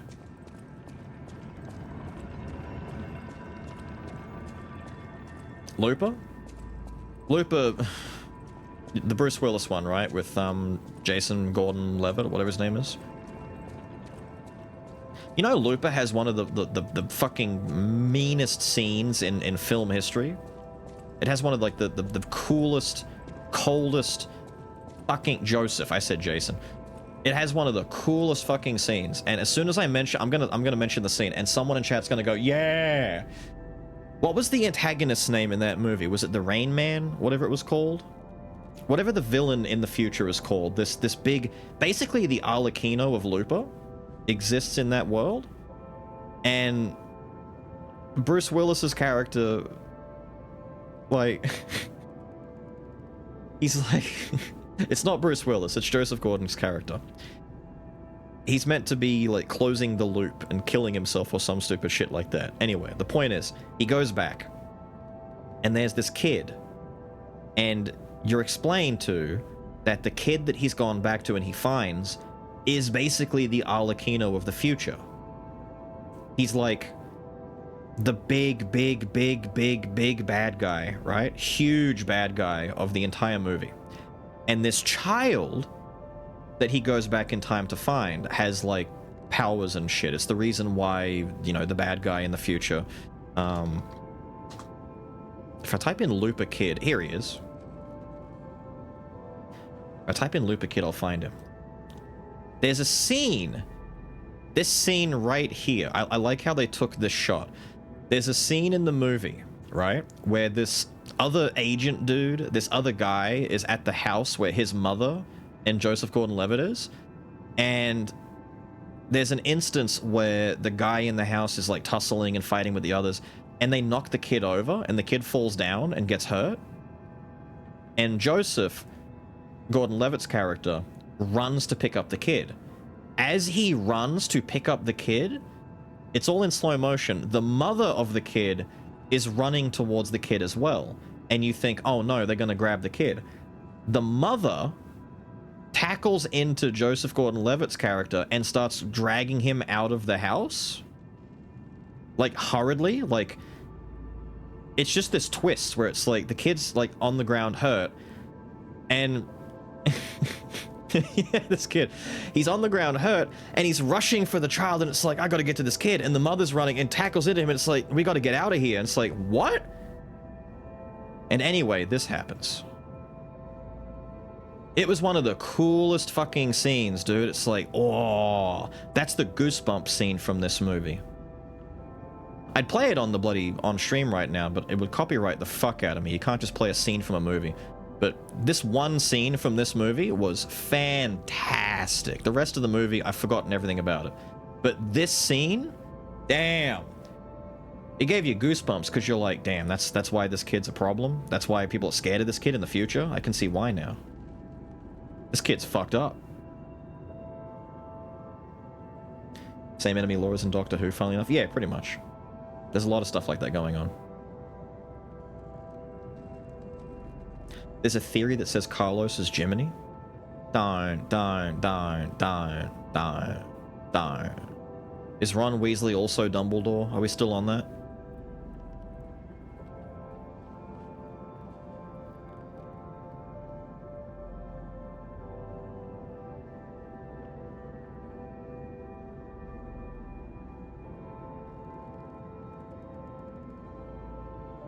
The finale of Lies of P. We're basically done now.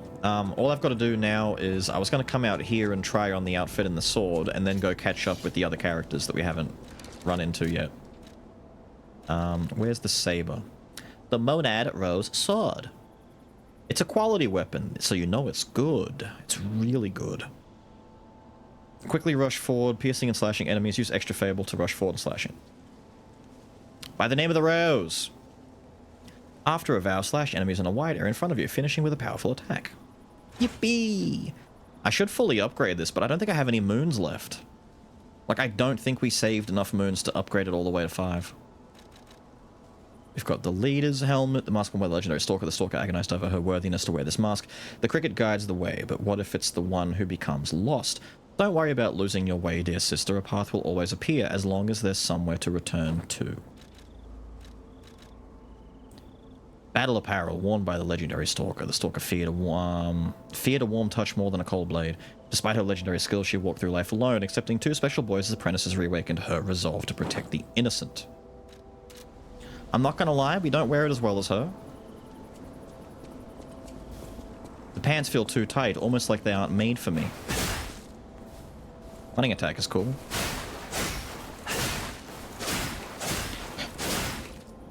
Am I wrong, or does that swing dangerously close to the Dancer Saber that I showed you earlier? Hang on.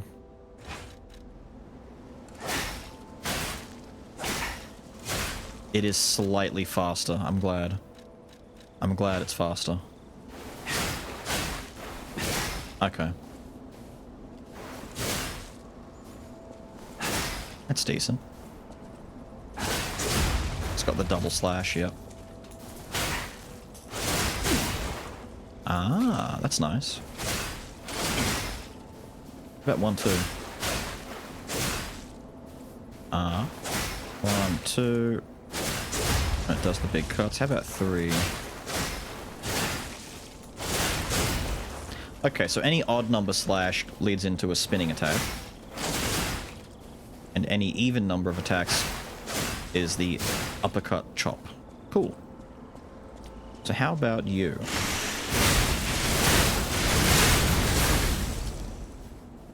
Neat. That's a lot of damage too, man.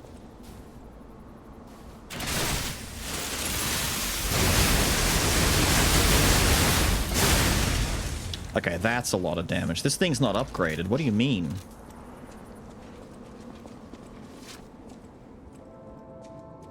What do you mean? It doesn't have any upgrades to it.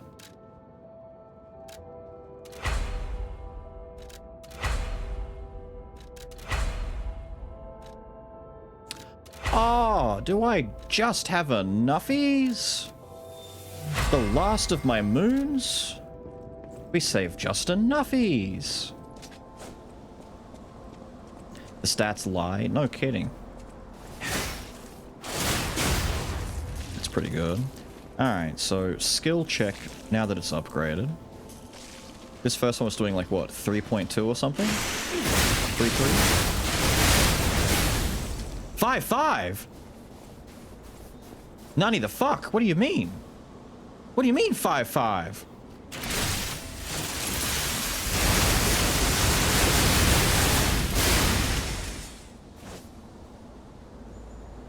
Excuse me, sir. I am noticing though. Okay, that doesn't eat much. I think this might eat a decent chunk of juice though. Yeah. That deliberately seems to be eating a decent bit of sharpness, which is good. It should do that, because fuck that. That's pretty nutsies, dude. Pretty nutsies. 60 in tech and motivity. Yeah, pretty wild, man. Pretty wild indeed. Very dumb, even.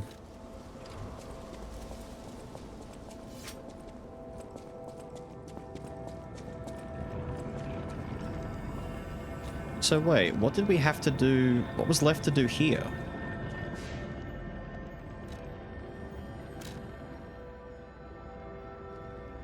Oh, the key. Wait. Right, the key upstairs. My bad, my bad, my bad. The key upstairs, the key upstairs. We get to go into here. Past the gate.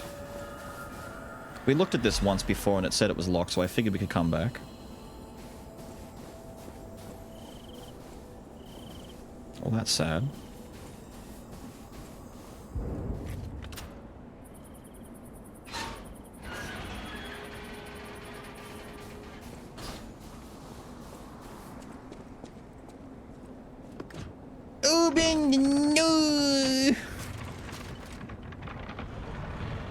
The creepy kid? We'll go meet the kid soon.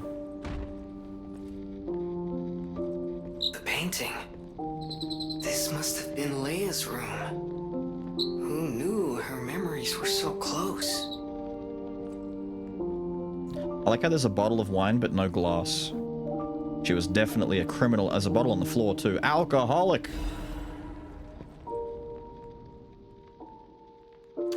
My dearest Carlo, listening to this song always reminds me of you. Do you remember the time we all gathered to play this piece together? We were happy then. They were precious, if all too short moments of happiness. Perhaps those times were so precious because of their brevity. Why is it that we humans always look for more when happiness is already in our grasp? I couldn't appreciate what we had then, but that wasn't because I found you tiresome. After breaking ties with the Monad family, I was lost. I could barely take care of myself. So taking responsibility for you and Romeo, it was more than I could bear at the time.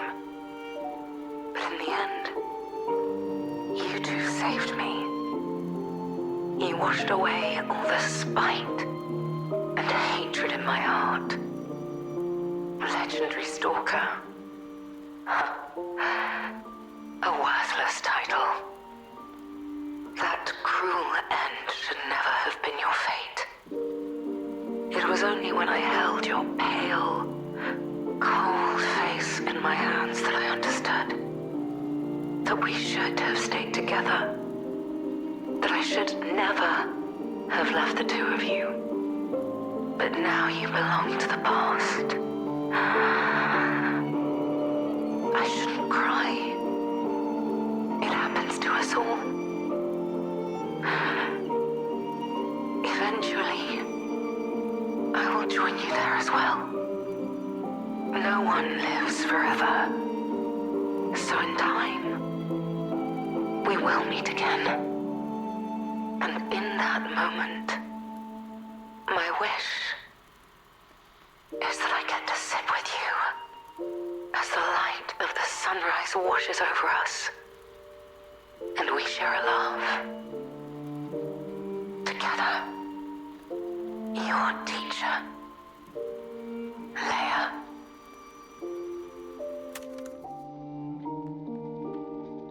My Lies of P is over. It's time for your P now. Nice. It's a red one. You know it's special.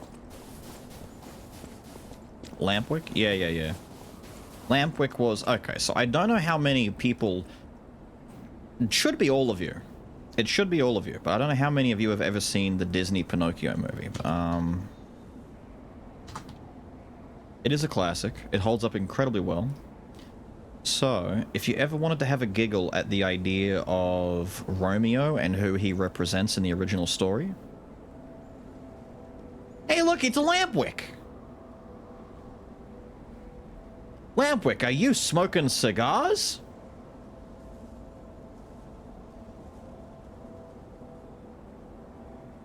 Lampwick, is that a whole turkey?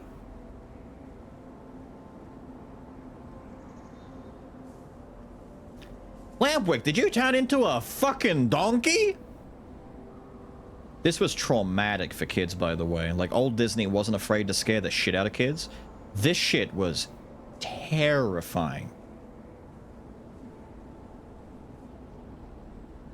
It's not the idea that this guy is turning into a donkey.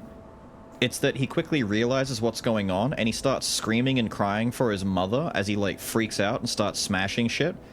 And then gets caught by the ringleader of the circus, or of the Paradise Island, and taken away with all the other donkeys to become like mules for slave labor. And a lot of kids like freaked the fuck out. Like, this scared the shit out of kids.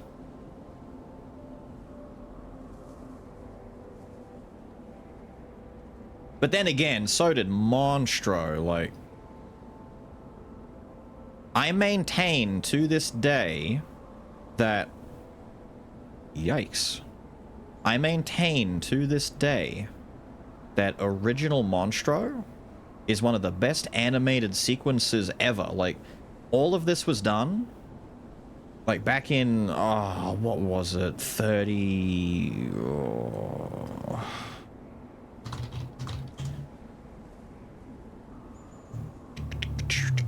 1940, exactly on 1940. Damn, 1940 was a hell of a year. And when you realize that in the Monstro sequence, all of the water, all of the splashing, all of the everything is one fucking frame. It's a whole drawing. The entire chase sequence, every splash of water, every bubble, every fish, every fuck... They set a fire off inside this fucking whale, and he is coughing and sneezing fucking smoke everywhere and screaming. He does not sound good. He sounds awful when he's doing this. All of this shit, hand drawn. That's one frame. It's all drawn on ones. It's the smoothest fucking animation. Magnificently... Damn, that eyeball is... Yuck, bro. Don't look at me. That's why I was always waiting for when Monstro the Whale was going to make an appearance in this game. I'm like, how are they going to do Monstro? Lampwick is fine. Lampwick is just Romeo. That's fine. Remember the cat and fox lady? There they are. The cat and fox lady. Look at that mischievous fox fuck. Look at him, he knows what he's doing. The puppet master, Stromboli. It's Stromboli! Mamma mia, the puppet boy keeps disrespecting me. Ah! He has a scary face, look at him. Teeth for days, he's got teeth bigger than Monstro. Who was the I'm just gonna write in Island Ringleader. What was it? There he is. He's taking all of the boys to Paradise Island, or what? Pleasure Island. Dude, it's called Pleasure Island. Sweet Jesus. How is he getting pinker in these images? 5,000% slower? Don't do it. Nightmare Fuel. You can watch it today and have a good time with it, but if you were watching it and you were like 6 years old, you cried. You cried. I don't want to watch the scary puppet movie anymore. Ah! Ah!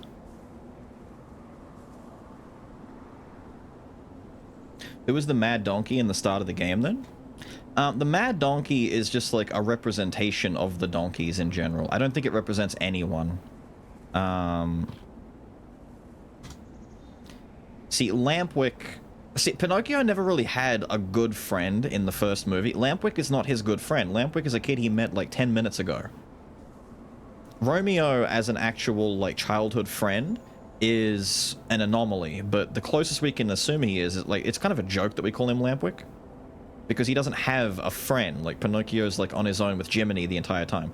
If anything...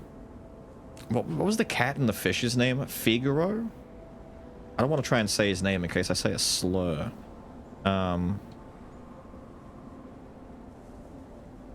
It's the damn cat. Cat and fish. It is Figaro. And Cleo, the fish. This is the closest thing to friends that this kid had, right?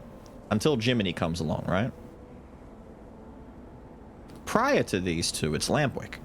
And look, all the donkey kids crying in the corner because they want to go home to their mothers, and the ringleader guy's like, no! This donkey's over here like, excuse me, sir? Excuse me, sir, I want to go home! And he's like, you want to go home? No! And he strips all the clothing off of them, makes them all little naked donkeys, and sends them on their way, and they're over here like, I want my mama! And they're like, no! Ah! Throw them! Look, he's about to... Check? He's about to heave-ho this fucking child. Yeah! Toss the child into the pile with all the rest. Lampwick, are you drinking beer? And smoking? You're turning into an ass! Oh, the shadow... Look at it! I forgot all about this, dude. The ringleader's henchmen are these shadowy figures. Hang on. If I just type in Shadow Men...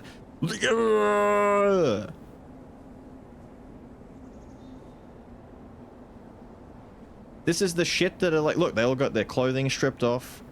It's slavery, dude! They're being abducted by Shadow Men. And taken away. Yeah, this shit. When he's transforming, Pinocchio, you see the shadow on the thing, and you see him like changing, and his hands turn into hooves and shit. Nightmare Fuel.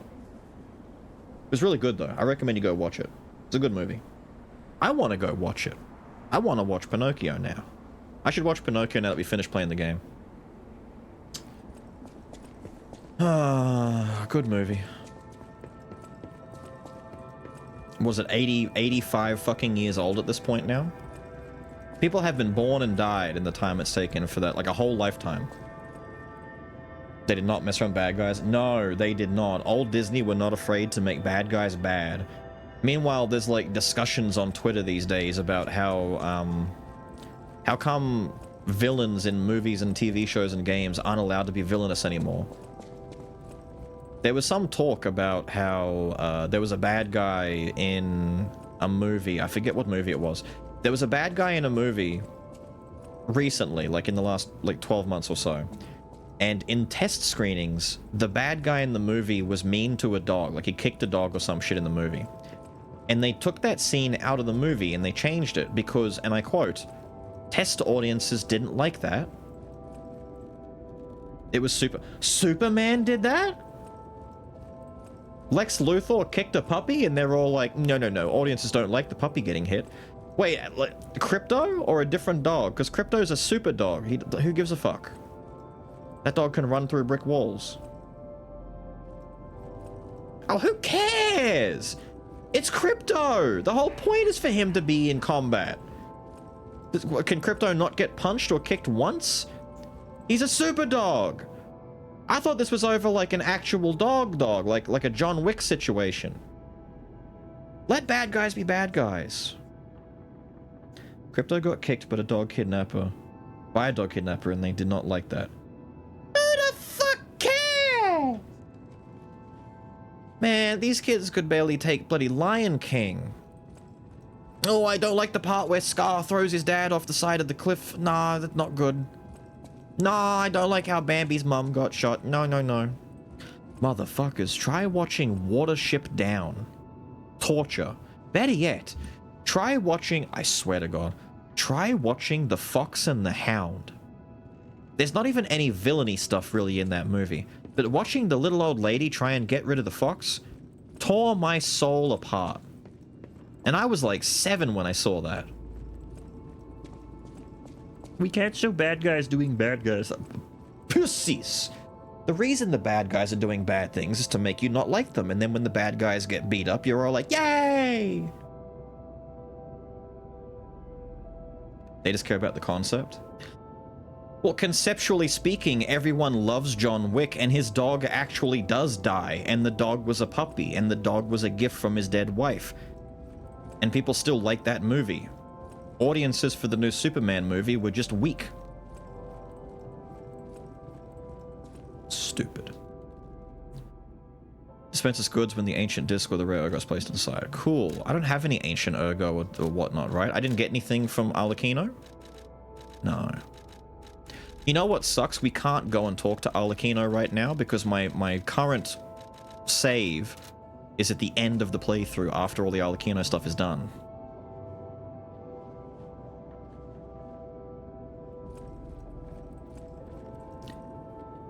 Warren's booked his concept art for some of the enemies of Epic Mickey. Oh, that goes back years ago. Maybe? I think I've seen that. Incredibly vetted, plus Hollywood has run out of actual ideas. True. Can still go talk to him. Oh, that'd be nice. I was worried that you wouldn't be able to if you're at, like, past all the events of talking to him.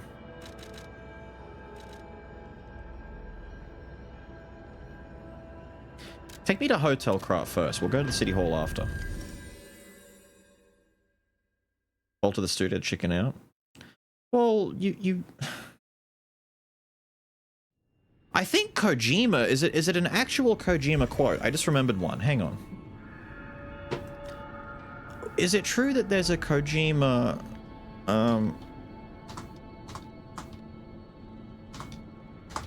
yeah.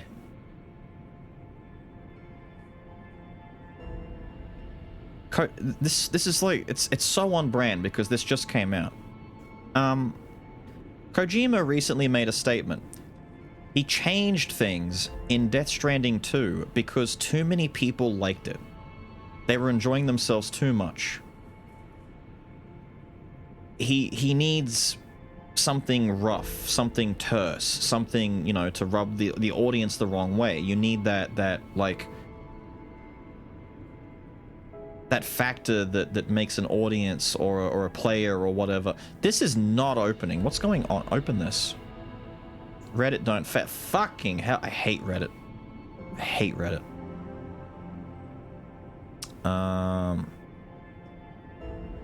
There's a key moment where we had a discussion probably halfway through where we were doing the game and we came to the conclusion. He said we have a problem. Then he said, I'm going to be very honest, we have been testing the game with players and the results are too good, they like it too much. That means something is wrong, we have to change something. Change stuff in the script, crucial stuff happens.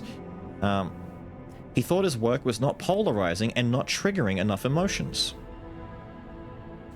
If it's all vanilla ice cream and there's nothing else there, people are just going to become complacent, they're going to get apathetic, they're not going to be challenged, they're not going to be invested as much because it's just, you know, nice guy stuff the whole way through. I don't want that. I want people to end up liking things they didn't like when they first encountered it because that's where you really end up loving something. Pretty much. What he's describing here is the FromSoft effect. He is describing the idea that people will fight Millennia, die over and over and over again, swear against her name, uninstall the game, smash the game, get furious, And then they go back and they do it again and they do it again and they do it again and they do it again. And then eventually they beat her. And then when someone asks, what was your favorite part about Elden Ring? And they go, Millennia. Best boss in the game, hands down. Oh my god, peak. Ignoring the fact that they spent like 12 hours just ripping their house apart because they just couldn't stand her.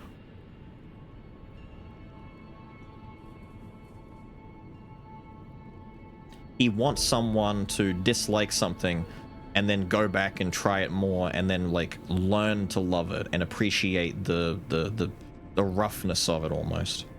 Dropped it at Act 1, played it a few weeks ago, loved every second of it. He's describing the first game. Green eggs and ham effect? Maybe. I was still happy he wanted to shake the industry from time to time. Kojima is one of those... Kojima is the Tarantino of gaming. He's not afraid to make a game that's just fucking weird, dumb, bizarre for the sake of being weird, dumb, bizarre. But also, he's not in it for, like, copious amounts of profit. If Kojima wanted to, he'd go about, you know... He'd still be with Konami, they'd be making Metal Gear Solid-style Battle Royale or gacha games. They'd be milking franchises for all their money. He'd be making live service games. He'd be doing all sorts of stuff, but he's not doing that. He takes a lot of time to invest into something that he's passionate about. Whether or not that passion is something that you like or not is, you know, your own thing, but at least he's passionate about it.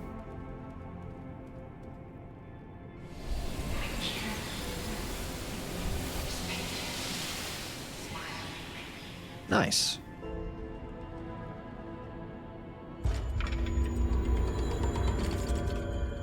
Give warm. Ah?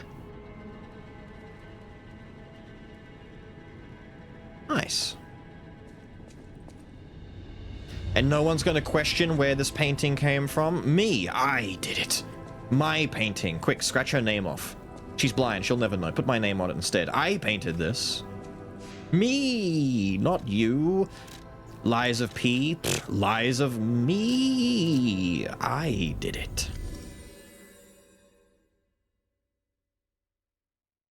Oh, you must have been slammed with an ad. I was saying I've seen a little bit of the concept stuff for Epic Mickey, but that was years ago. Like so many years ago.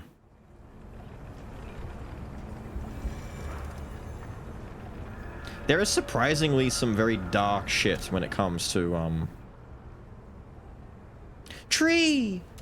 There is some very dark stuff when it comes to how they design some of the Disney stuff. It's just a matter of... Is that the donkey coach out there? It is.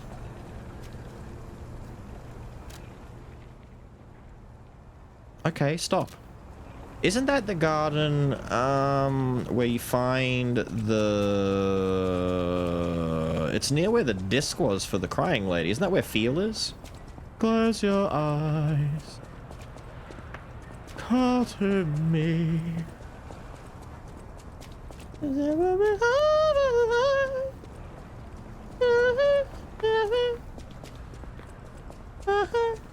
Turn into a clown.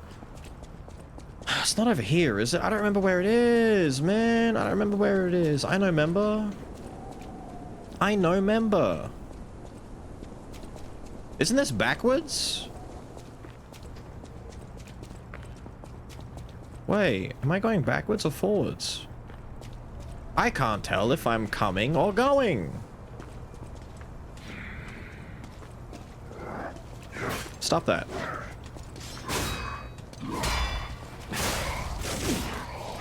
Yeah, I want to do funny spin to win. So I do, and then, oh, they're dying. They're weak. Haha.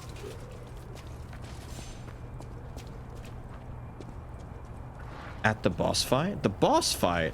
Where the police constable guy was. I thought it was before that.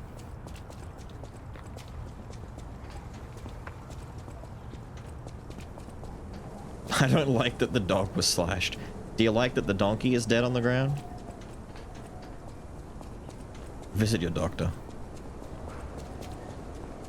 I thought she was at a courtyard. Oh, it's outside there. Right, so it's at that courtyard, but it's outside. This is where we were doing... I remember this one now. We did a whole bunch of weapon swapping. We were like testing our weapons on this guy. This is near the start of the bloody... Right. Go here. I feel not seen. You're seen. I was just thinking if I was going forward or back, because I was going to kill enemies along the way, but I couldn't remember if I'm going in the right direction or the wrong direction. I was going backwards. I'm now going forwards. That's the wrong way. No. That's the right way.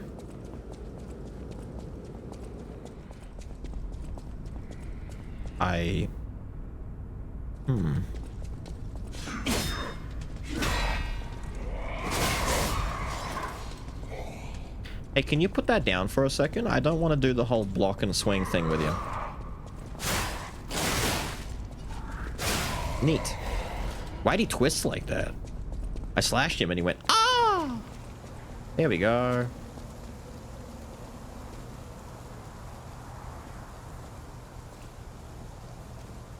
Your existence here is an anomaly.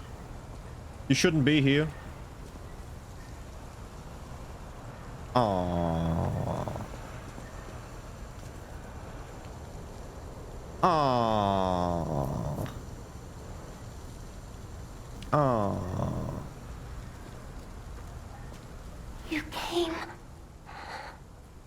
I knew you would. So happy to see you again. Friends always meet again. So I'll wait for you. Again at the world's end. Farewell. My forever friend. Who looks like my dear Carlo.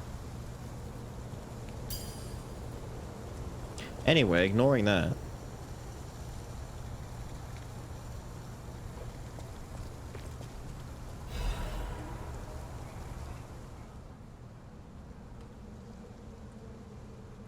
That's her!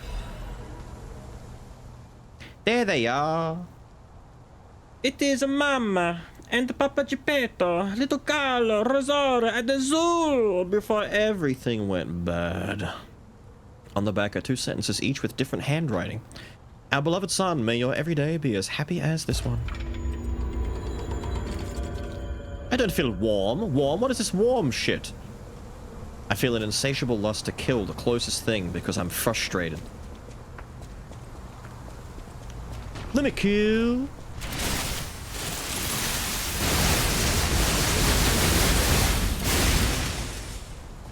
The fuck do you mean he's alive?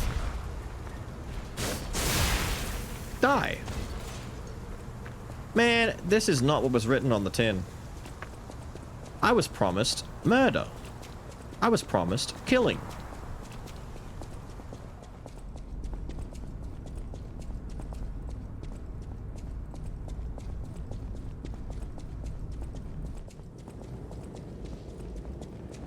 G.I. Joes instead of the doll. Hang on, I should have popped these first.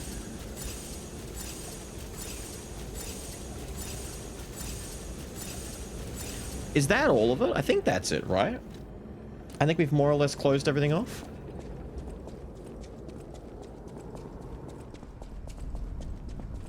Ah, right. The seed back at the hotel.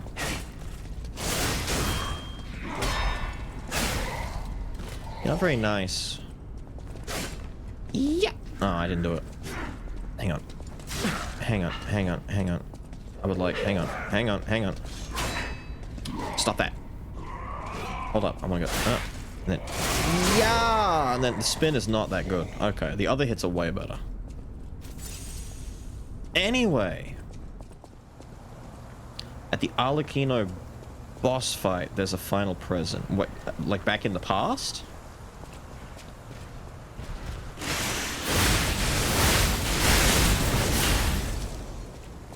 I feel like...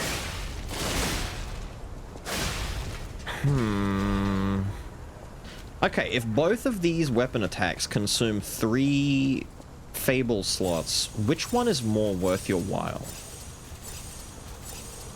You know? One is clearly maybe like better for AoE, like if I come and piss off a bunch of policemen down here. So... sir. I was around the corner, man. I was already here. No!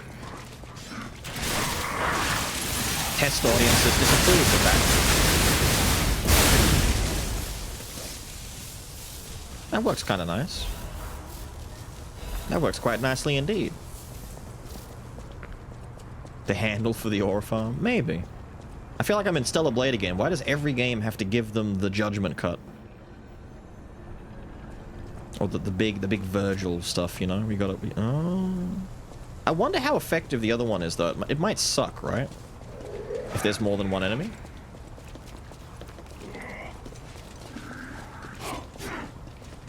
Let's target you. I don't have any Fabler! Because this game fucking hates me.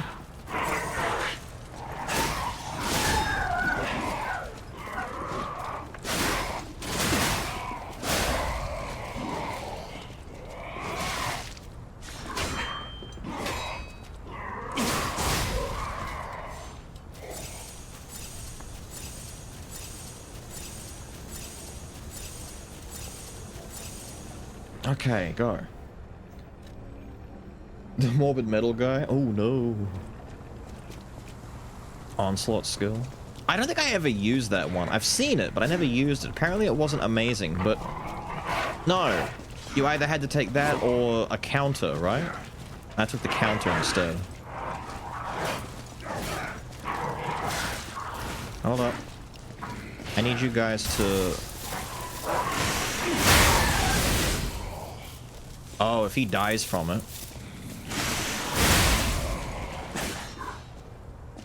Maybe just keep using one at a time, you know?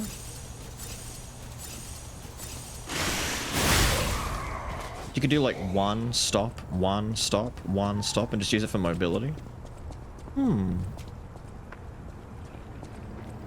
Maybe. Maybe. Let's go back. Let's go back. Take a look at what's waiting for me after Geppetto came and did his bullshit.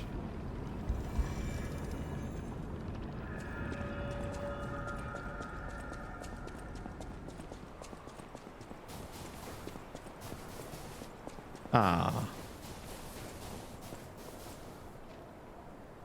Sad.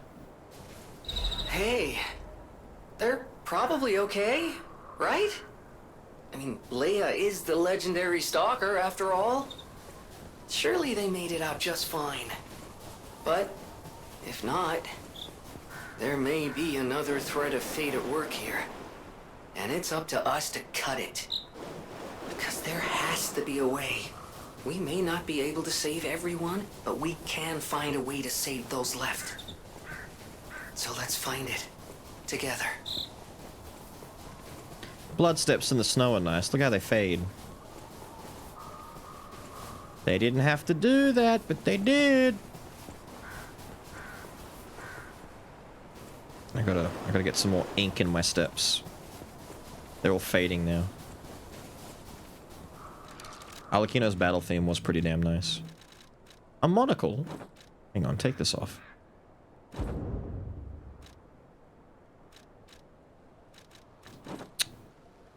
A monocle often worn by Krat's best technician.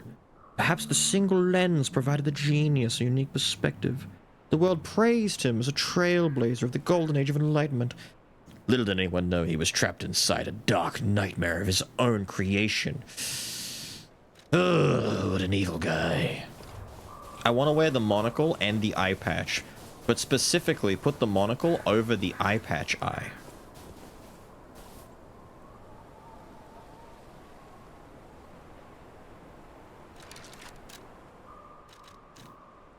It is cute, but not as cute as the bat.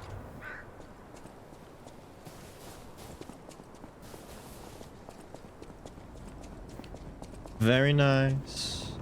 Very nice.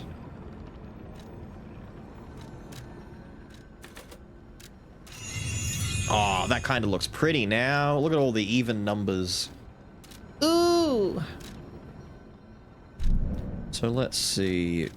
Where do I go? If I was going to go talk to Arlecchino with Leia's stuff, where the fuck is he? I don't even remember where he is. I think the last time you find him, it's in that big room with like elevators and shit, and he's down the side. That's so... I don't even know where that... Dude.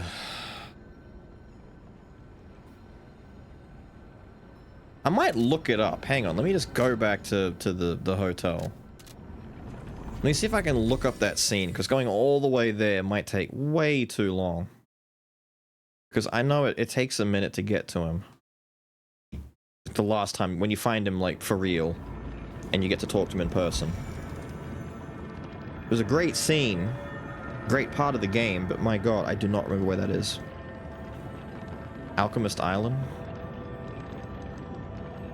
It's next to a stargazer on the island. Is he? Give me a second. Do we know which gazer? Ark Abbey Outer Wall.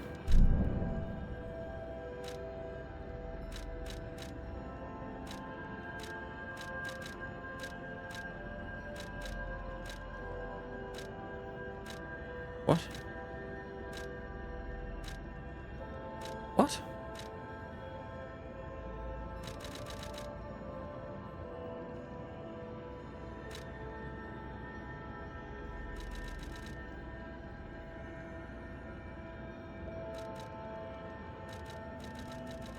That one. He's near here? I thought he was one or two earlier than this. I'll know when I go inside because it's the spot near where Atlas was asking about the do do do do do do do do do do, and it like we went on a search to try and find what it was. Okay, so like which direction am I going in? Through here?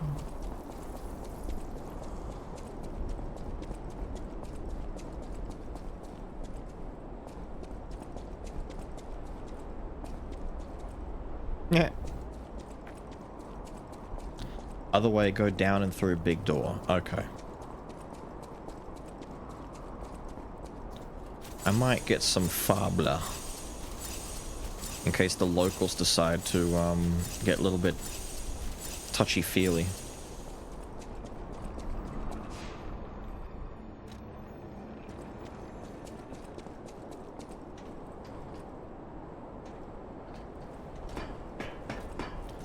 Whee!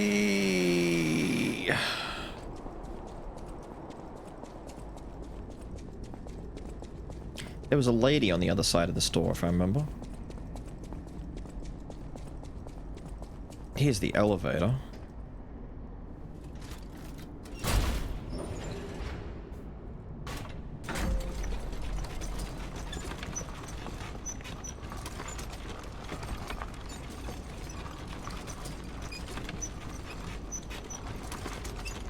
So did we ever get an explanation as to how or why Arlecchino could just summon red flying skulls to come and attack you? Uh-oh. Looks like the locals are about to get a little bit touchy-feely with me. Damn, that is delayed. Thanks for the uppercut, Steven. I didn't really want to get me with that, but you is... Ow.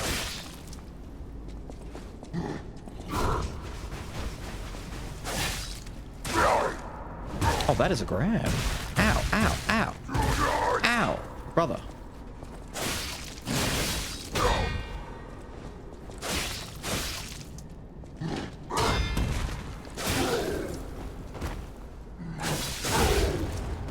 I went to do...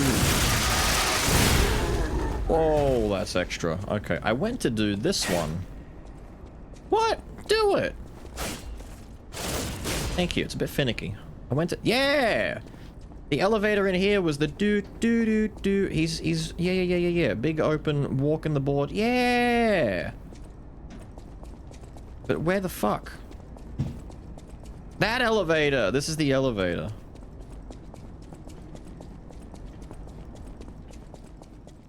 Oh.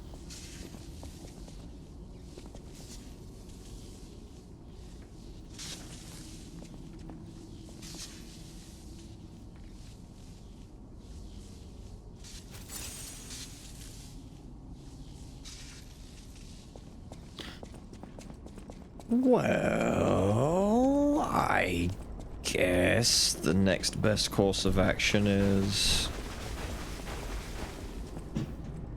go back and look it up, I guess.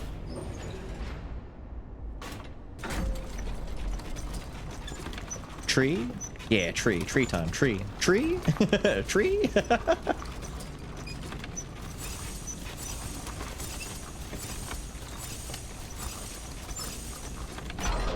Hey, we tried, right? We tried.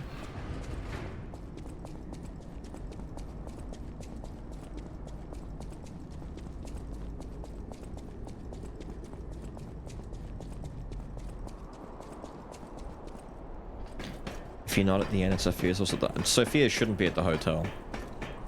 I don't think she is. I think this is like the end. But I'll go take a look, but I'm pretty sure she's not there.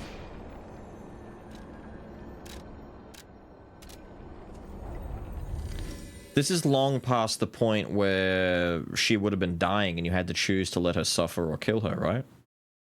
Oh god, what if you went and spoke to her in her little dying bed thing? And she was still alive, coughing, and she's like, did you do the DLCP? Oh, good. I'm dying. And then she's just gone.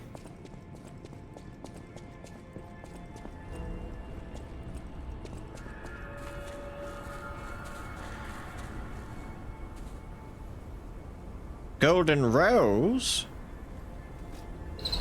Wow, look at it. It's so beautiful. A golden rose that miraculously bloomed from a seed planted long ago in the garden. It may be used to decorate something in the hotel. However meager the boys' fight transcends the boundaries of time and alters fate itself. A golden tribute to the stories left behind, beyond the infinite repetition of time. Okay. The music player? Damn, I was gonna beeline it straight for the portrait with my little dick nose sticking out, and I was gonna be like, yeah, let's go stick this on my nose. I guess that... thank you. Let decorate. Gramophone.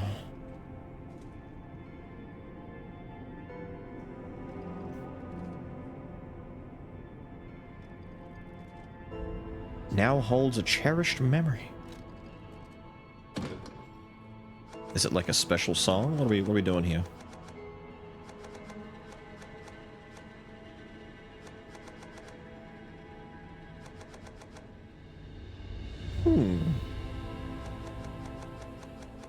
I just see the two that we got.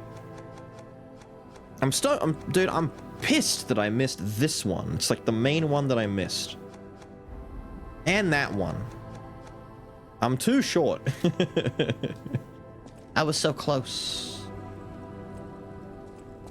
Play clear blue? I'll play clear blue.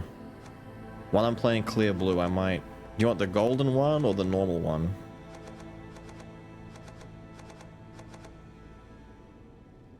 I'll look for the Arlecchino thing while it plays. Normal?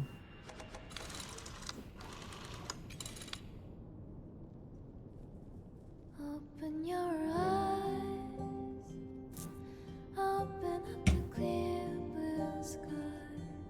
I'll be there to hold you close in my mind. Can you see the snow melting down the sea below? Celebrate every new day to start again.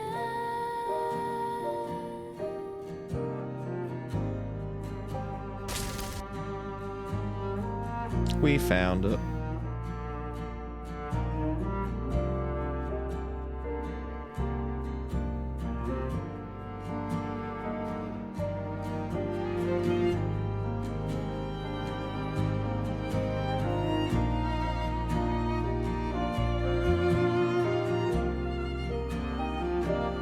This one's nice.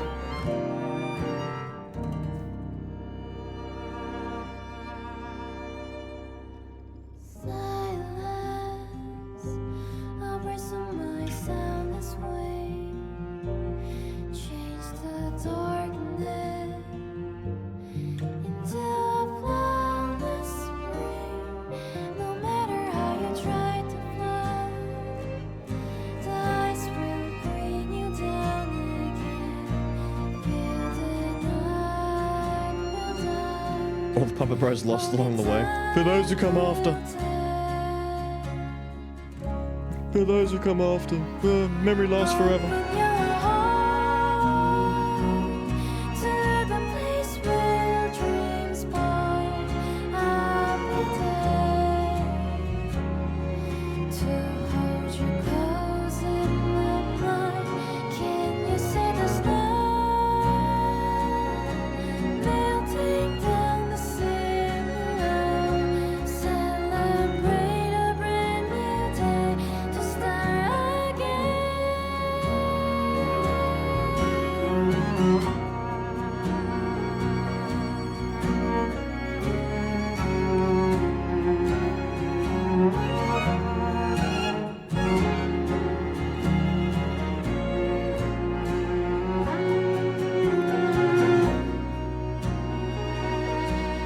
We're listening to some music.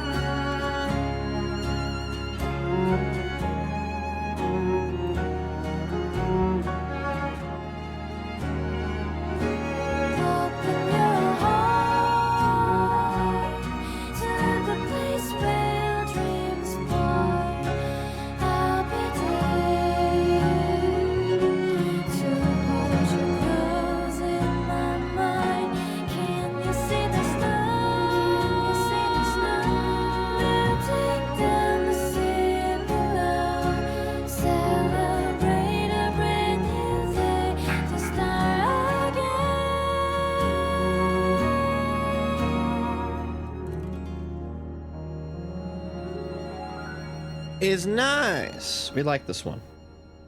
That's a good one. It's about to quietly crescendo out, but it's okay. It's okay. No, hang on. Stop. You're back in time, Mumpy, for the last dregs of Lies of P for now. We won't get any more peeing until the sequel game, I dare say. But we did find... Let me see if I can pull it up. Someone has gone ahead and done it for us.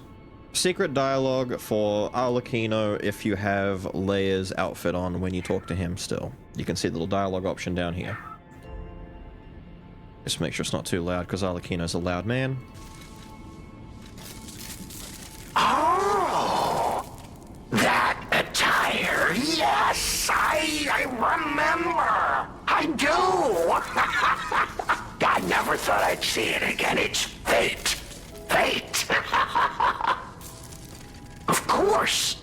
I have regrets. In mere moments, I would have completed my magnum opus.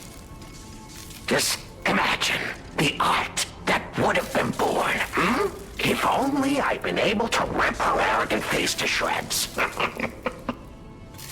A rose painted in blood. A sculpture carved from the exemplar of humanity. Just thinking about it gives me the jolts. Oh, that reminds me.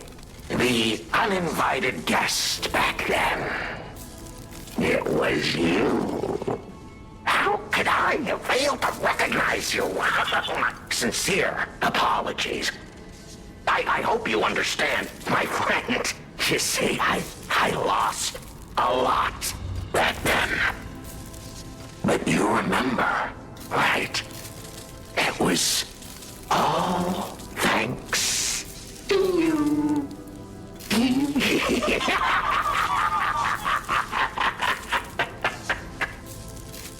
Nice. I think what they've done with the DLC kind of confirms what I said ages ago, that Arlecchino's character is heavily modeled after what I would say is a Joker character.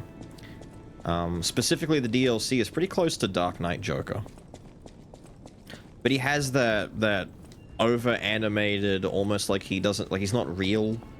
Like he doesn't belong in the real world. He's like a little bit too melodramatic for his own good kind of thing. Joker has often been described as being like one too many suits away from being, you know, a gay theater clown. He just has such a flair for the dramatics. Arlecchino gives a similar vibe, you know, he's very close to it. He's very theatrical. Then stab him with the sword. Yeah! Bigger than the world kind of character? Pretty much. He's the main character in his own world and everyone gets to know about it. He's a theater kid. He's a theater kid in a really big way. Let me see if I can squeeze out one more level. For no other reason than just to aggravate you. Oh, there we go. Make it uneven. Perfect. Look at that. 30, 30, 30, 80, 141. It was so nice, and then I ruined it. Impossible to ignore people? Yeah. DLC done. Over and donezo. So let's take a look at her weapon skills one more time.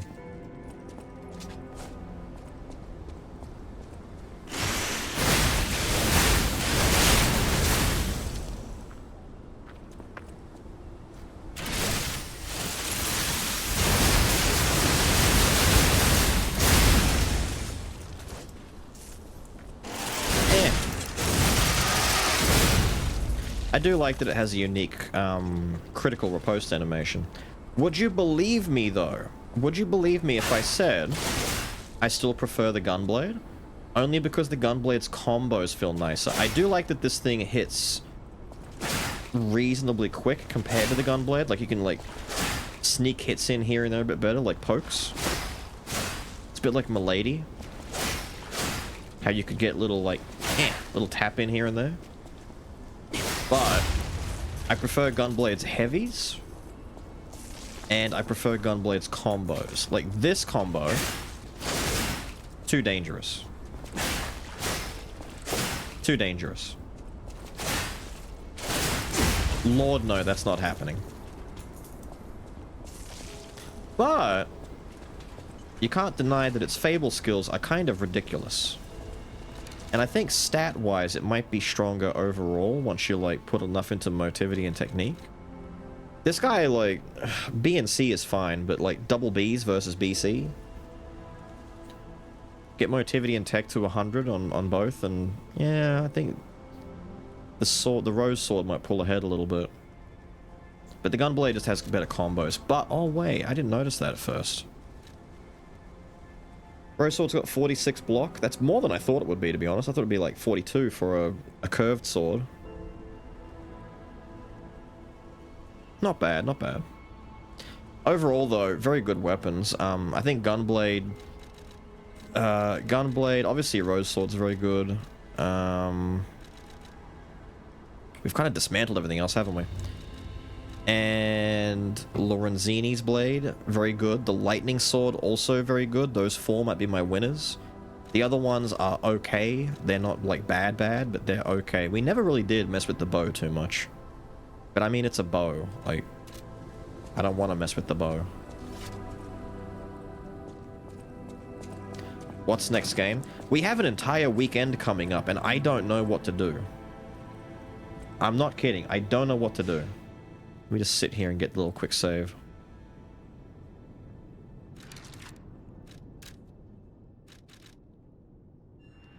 $101 hours. That's pretty cool for getting like 2 playthroughs and the DLC done. Don't you have Etna mode? Don't you dare. Don't you dare. We did Etna mode stuff. We did the last of that. We've done that already. Time to do horse racing? No. No. No horse racing. Fix all of these up. I might actually get to end close to on time finally. Let me get some tunes going. And then I'll take a look at what else was said there. Hang on. I'm kind of glad it all wrapped up right around the right time to end. I was worried because we got to Arlecchino at like, what?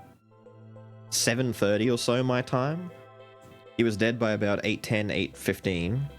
And then we've just finished wrapping up all the side stuff. It's pretty good.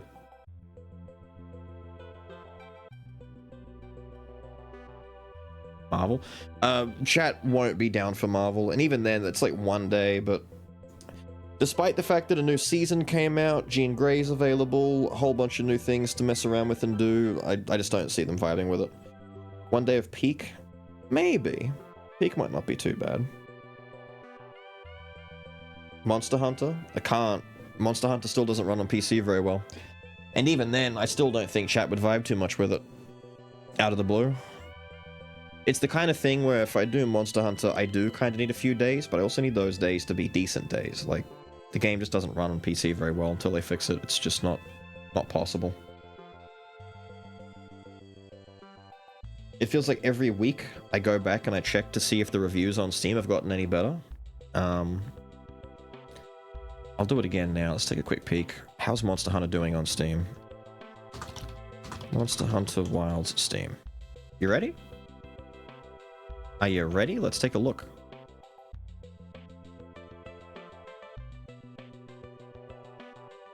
Why are we crashing? What's going on? Dude, who's doing what? Thank you.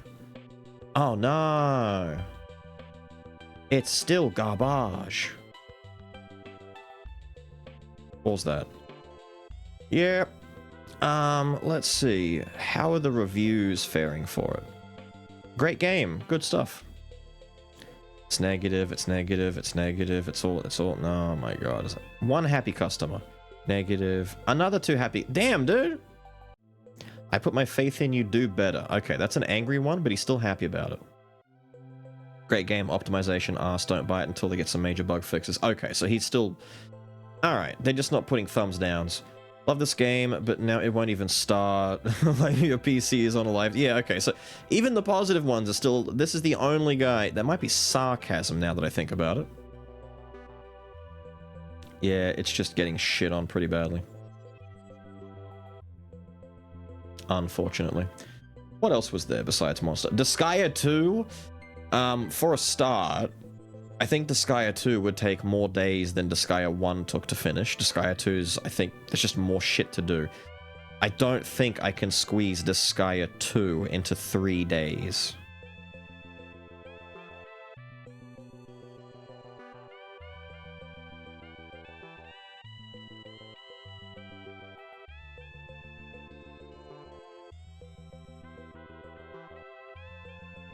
Highlight real stuff.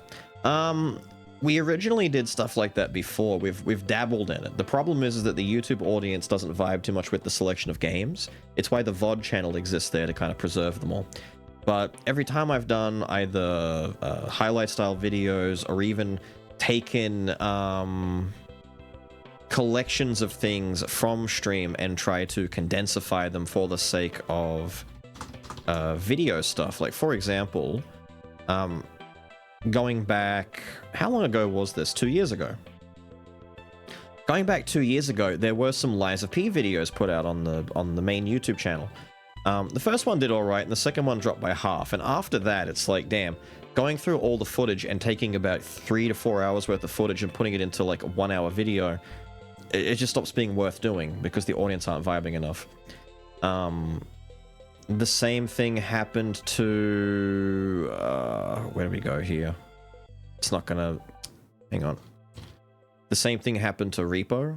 Repo was another one of those take a thing from stream and make it into a video. Repo kind of... That's one of the funniest videos I've put out ever. People don't vibe with that one very much.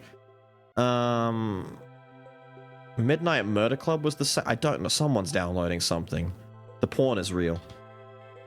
If I just... I'm going to get Midnight Monkey in this, aren't we? How is Midnight Monkey still got more... Well, it is 2 more years older. It's... Damn, Midnight Monkey is kind of... Did way better than it should have, to be fair. This... It's kind of like the same numbers. You can tell who the guys are who just watch whatever I put out. versus the guys who are more discerning and they're like, ew, not Skull. Like, look at this, for example. Absalom did pretty well when it first released, and then it gradually petered off with the second and third videos, and it's like, damn, I'm glad we don't have more of it to do right now, because the people who initially watched it, half of them decided, nah, not for me. What was the other one I was thinking of? Spider Queen Cave.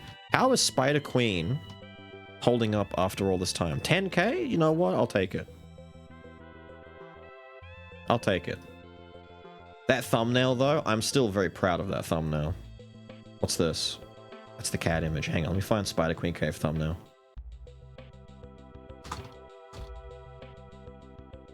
I wanted to make a thumbnail that perfectly illustrated just everything that this video is.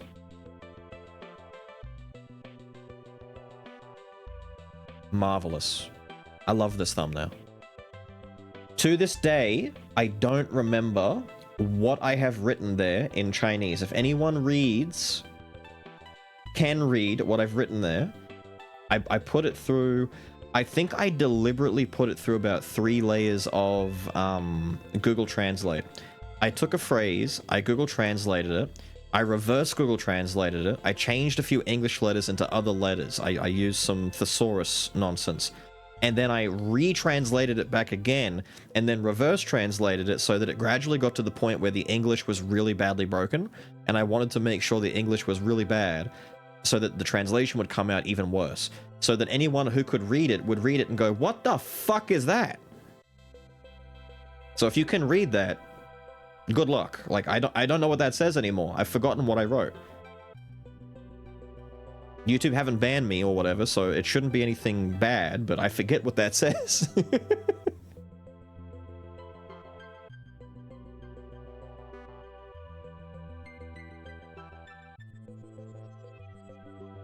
A game about digging a hole? I remember that.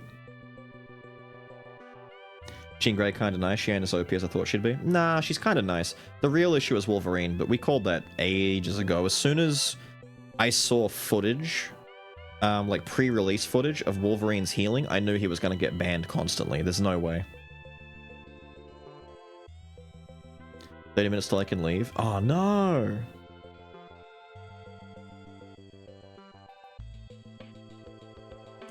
Lost in Prayer? Bevo? The Dead Zone game?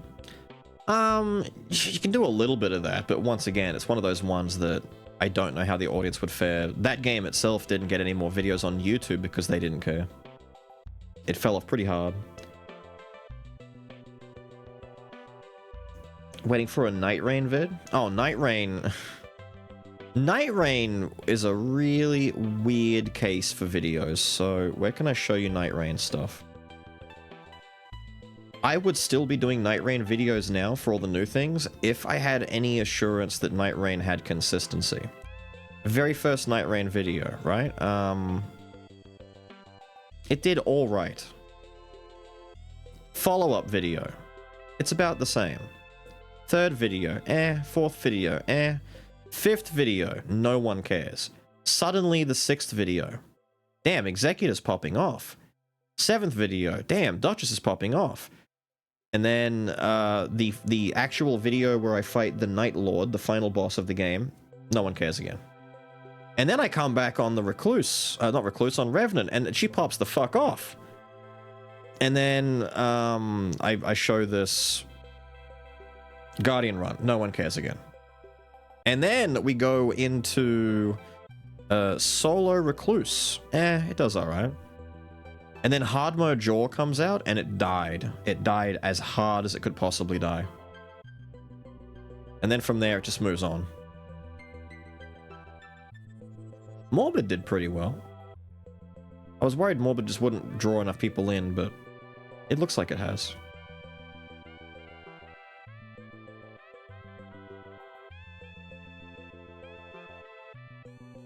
According to Translate, it just reads Spider Queen. It still reads Spider Queen? That's amazing. Thank you for that.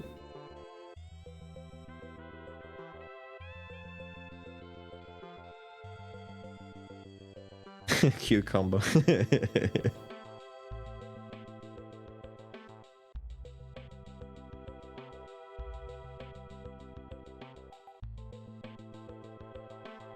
New mods for Skull been made besides the ones you've shown off lately? Many. There's quite a few mods for Skull that I haven't looked at yet that have been made since I took my break. There's a voice of the community mods that add more items and more things to it. There's a lot of stuff. Guess it's horsing time. It can't be horsing time. I should do fraud type games. I should make next weekend the fraud type games. Why don't we just spend a few days playing garbage? I kid you not, I think I have 11 games that Fraud has shared with us that are in the fraud type game category. But I don't know. I was going to save them for October, but I think we've got games leading into October that we're still playing, like real games. So I don't know.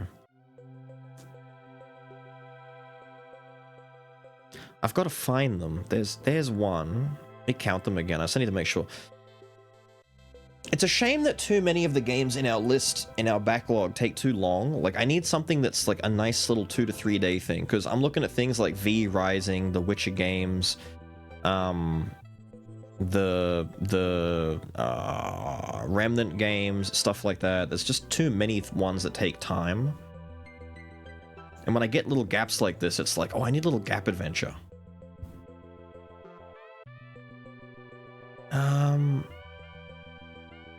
2, 3.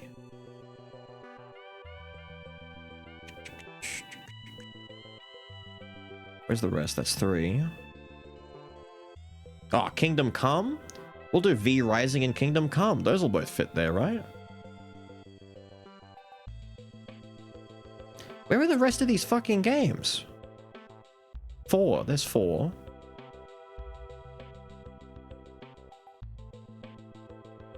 5. 6. That has to be with that 6. 7, 8. I don't know what that is, but that's not one of them. 9. Bullfrog sounds like a fraud type game. 10. 11. Yes, with Ace of Seafood. I might have to pluck some of these out. There's 11 games here.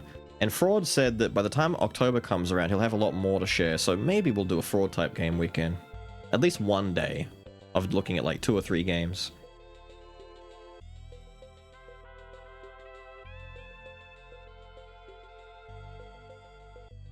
Is Disgaea 1 on Switch? I don't know. It'd be a shame if it wasn't.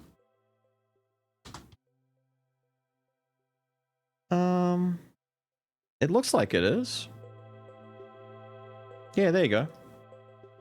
You're in luck.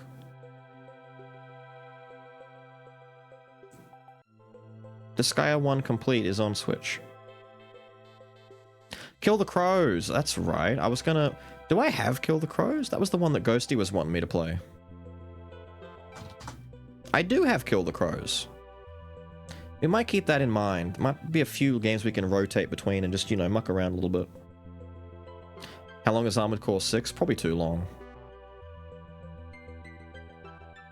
I know it's not super, super short. Hydrate, don't dihydrate.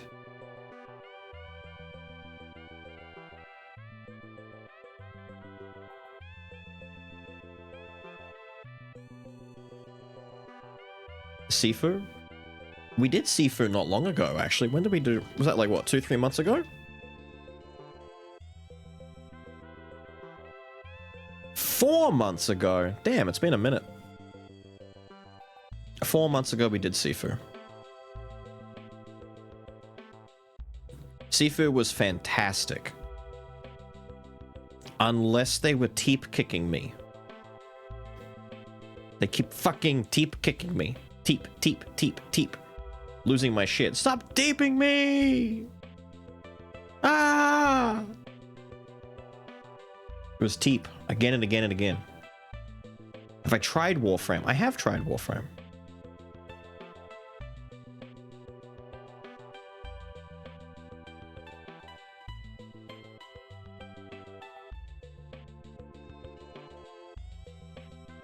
Lost in Vivo, Lost in Prayer. There's so many of these things. Are any of these related to Lost in Random? Why are there so many Lost in games?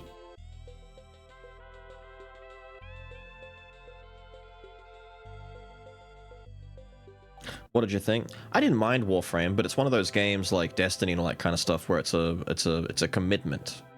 It's like a soft MMO kind of deal.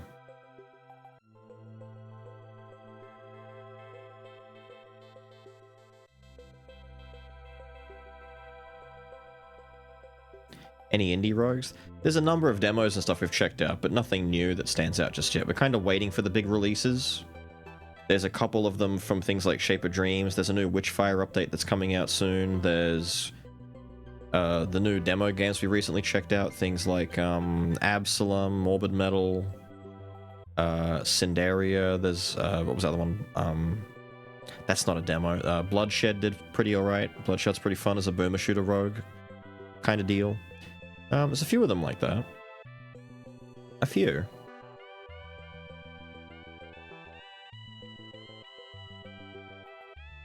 Lost Souls aside, true, dude. What's Lost in Random? Just a different game. I think Lost in Random was the one that recently got a roguelike game that's like... It's in the same world, but it's... Someone said that you could play the new Lost in Random roguelike without playing the Lost in Random game, and you'll still understand enough, but if you did play Lost in Random, you'd understand more. And then I looked at it, and it looked like Hades to me, and I'm like, I can't, man. I'm Hades'd out. I'm Hades'd out.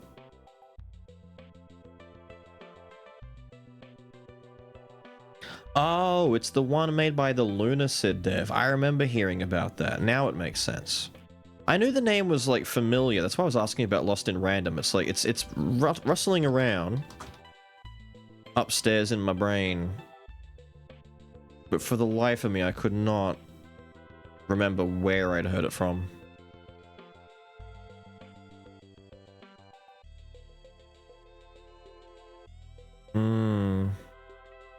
Maybe.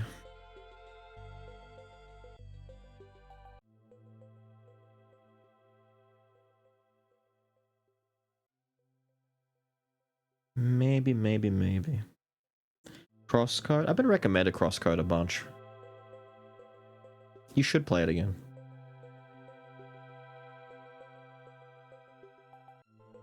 Horror games? The problem with horror games is there's like infinitely too many that I don't like because they don't have the right kind of horror that I like.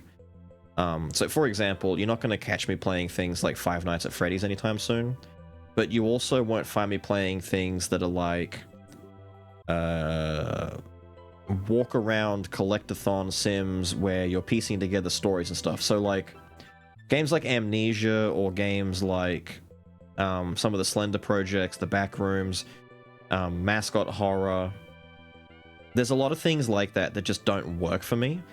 And it's not a matter of whether they're scary or not, it's just like they're not as fun to play.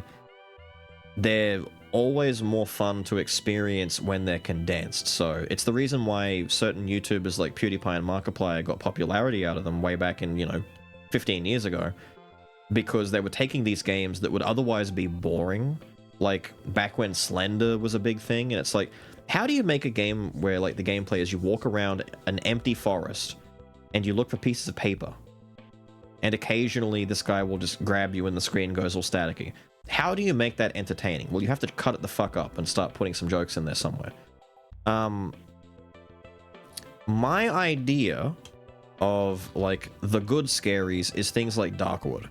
I think Darkwood like proper won me over as being my favorite in like the horror genre. I don't want something that's like trying to be jump scary. I want something that's a bit more subversive that has horror elements to it. Like, oh my god, this is scary not only like conceptually, but in practice. Like, it's just a scary like place to be. It's a scary thing to be stuck doing. As opposed to things like Subnautica played on a phobia of mine where a lot of people are just scared because the thing is coming to get me. And other scary games like your Five Nights at Freddy's stuff, it's not scary anymore. I don't think anyone's actually scared of the animatronics. You're playing a puzzle game where you got to do things and not get caught by the thing. It's like Resident Evil. I don't think Resident Evil games are scary. they're almost like action games at this point, but it's like run around and don't get caught by the thing and do stuff and solve puzzles and once in a while shoot a thing with a shotgun. And that's about it, you know? Whereas something like Darkwood, from like they made that game from the ground up, from the literal ground up, to be just awful, but in the best way possible. This shit was awful, but in a phenomenal way. There were so many moments playing this where you come across something or you see something, just staying inside your house with shit banging on the door, like, fuck me, that was awful. Like, stuff like that. Damn, that's a banshee attack right there. I can see that from here.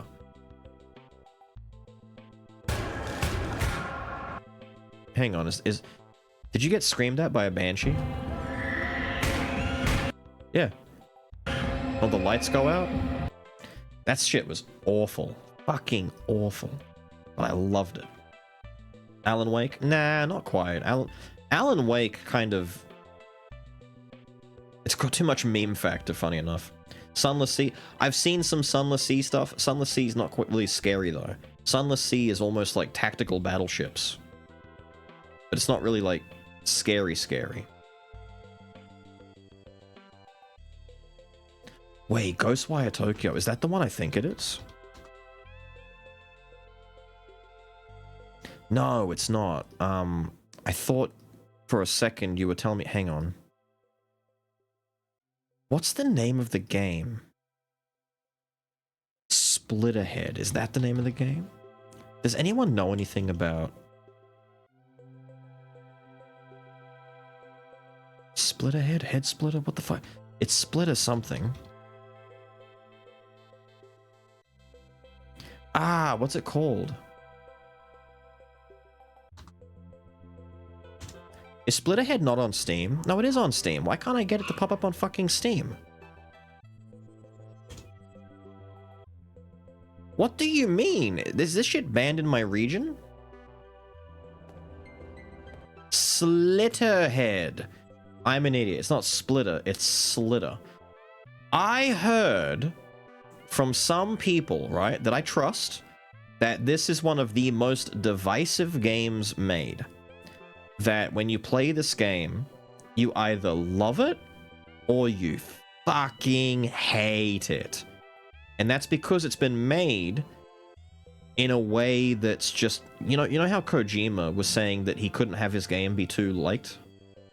This game is like, it's so down the middle. I've had people, I've seen reviews from people that I watch and trust say, this game is the best game I've ever hated. I hate this game. It's not fun. I didn't enjoy it, but you should play it. It is the most recommended game that I've ever seen that people don't typically like because it's kind of janky. Apparently the game is like, it's borderline fraud type game.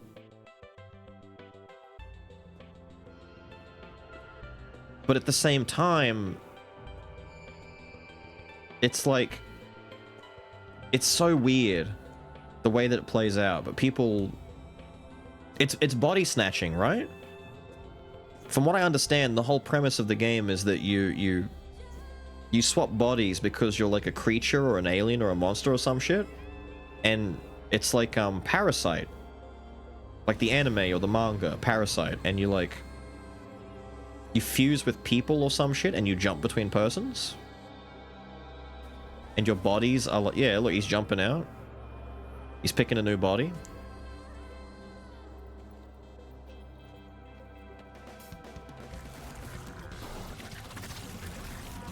And it's all like body horror creature shit. It reminded me a little bit of like Shin Megami Tensei. Or a scarier Persona, but it's weird. Like, it's weird in the weirdest ways. And people tell me it's like, it's so close to being a fantastic game, and then at other points it's the worst fucking game ever playable. I was always morbidly curious. I may have to put this on the list to play when I've got a bigger gap in the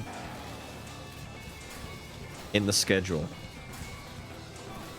What is he doing? Is he parrying? I don't know what that is. I'm kind of getting Prototype vibes, you know? Remember Prototype? Did he just swap characters mid-combo? Wait. I never saw that before. Hang on. So he lances this thing. No, wait, no, he punches, uppercuts the shit out of it, quick swaps into a Gatling rifle guy? That's kind of cool. His hand got cut off. It reattached. That's kind of cool.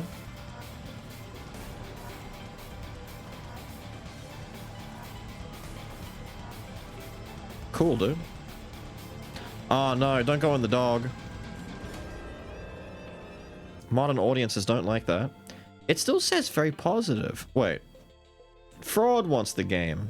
That's funny. Did I ever tell you the definition of insanity? Kind of weird, but fun and entertaining. Closest thing from recent years to a Devilman anime game? What? I did not pick that up at all. Everything about this game was terrible. That's what I'm talking about. I love it. Like a strange blend of Ghost Trick, Prototype, and Driver. Yeah. Oh my god.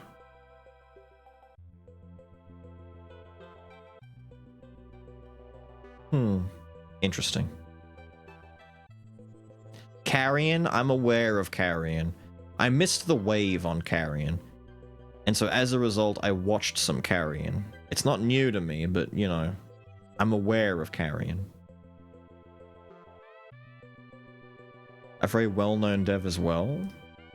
What, the Boca Studios guys? What do you mean, like, the actual dev behind it? Because the studio seems pretty new. Like, the studio's only got one thing tied to it. But the guy who's a part of that studio now might be. Reminds me, I'm very excited to see what the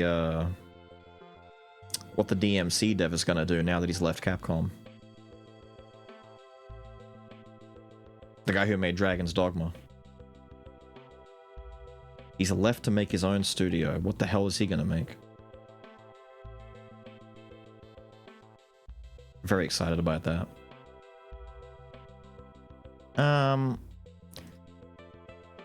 I may have to field some stuff along the way. I mean, at the same time, what were some of the things we had before that's already, like, there that we could look into? How long does it take? How long does it take to beat this? About 11 hours? See, I could do things like putting Bayonetta 1 on.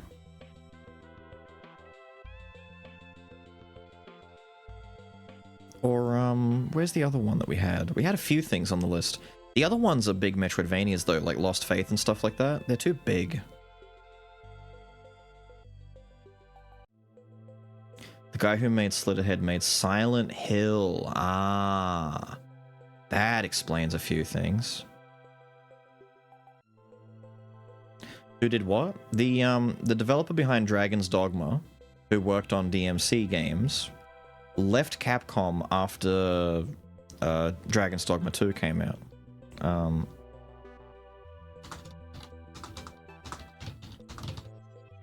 he'd been there a long time too. Who is it? Hideaki Itsuno. He was there for 30 years and 5 months, and then he left Capcom. So he's gonna go and start up a new studio and do his own stuff. But,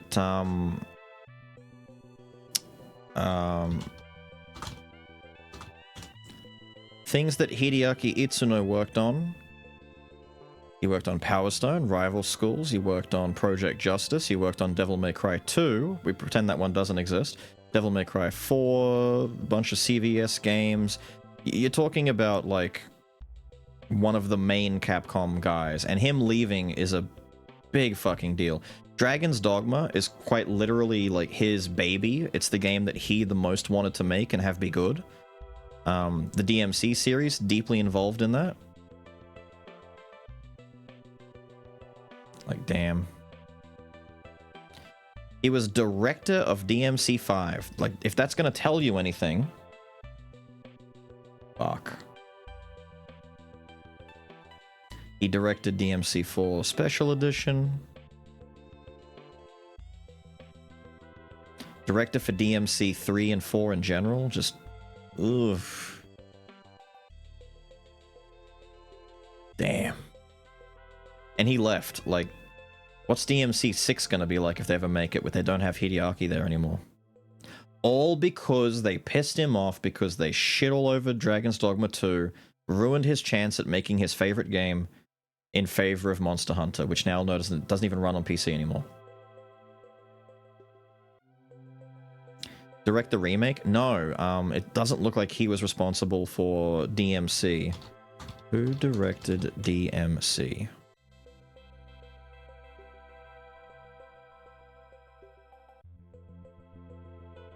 He co-directed it. However, he was a supervising director. Tamim over here was lead director. Itsuno was a supervising director on the project. Which by the looks of it seems to be, once it was made and came out, obviously people didn't fucking like it. And so... I don't... What? Hang on. Bayonetta would be nice. Let me look up this guy. What did you make? What did you do?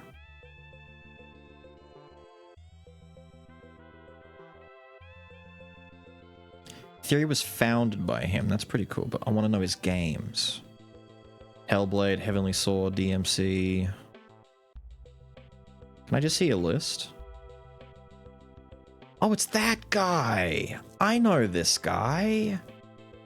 I know him. Okay, now that makes sense.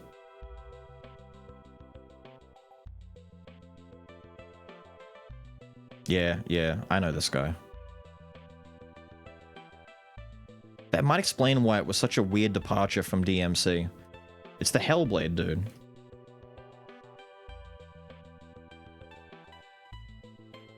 Now, Nightly, thank you for the 7, dude. Bayonetta might be kind of cool, just something dumb actiony. It might also be a good opportunity, correct me if I'm wrong, to check out the Ninja Gaiden game, maybe. The one that's going to be like Ninja Gaiden 2 Black. If we're going to be playing Ninja Gaiden 4 at the end of the year.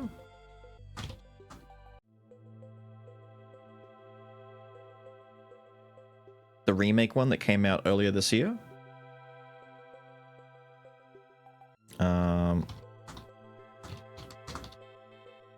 Where is it?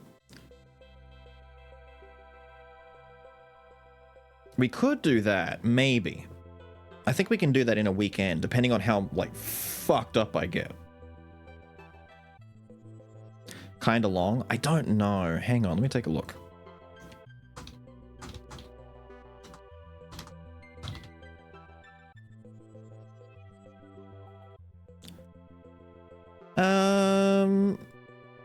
Supposedly about 10 hours in length, so like accounting for like copious amounts of death, maybe like 30. I don't know.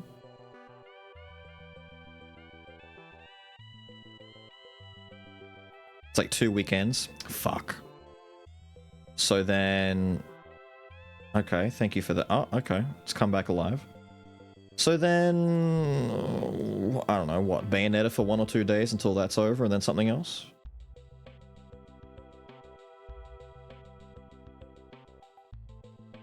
We'll figure it out. Because, I mean, Peak wouldn't be that bad either. What Polari was saying. Peak would be kind of fun.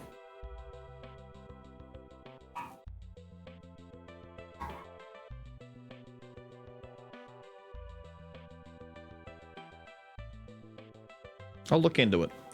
I'm thinking maybe like Peak Bayo, depending on how long they last kind of thing. Peak would be a solid day. I've got 2 days to fill in, but I don't know. Peak could be a Monday, do Bayo for Saturday, Sunday. Bayo is, how long is the original Bayonetta?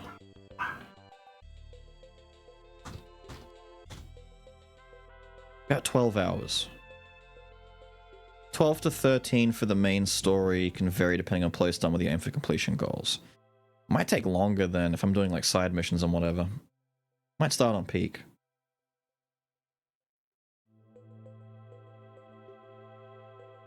Whiz Courage. I'd want one or the other. Replace one of those with something else. I'll figure it out. I'll figure it out. Let me do some stalking real quick. I've got 2 clips to worry about. Apparently. One from Polarian, one from... Wait, one from Polarian, one from Simp. But someone's doing something. I don't know why my net's dying so much. Like, it won't load pages at the moment. See if I can fix it.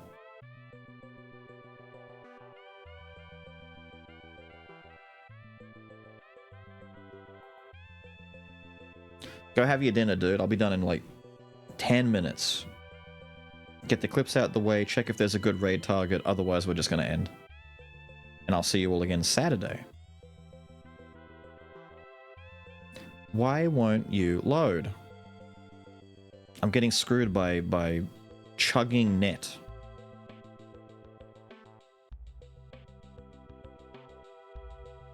Okay, but everything else is opening. Why is Twitch not opening? Is Twitch having an issue?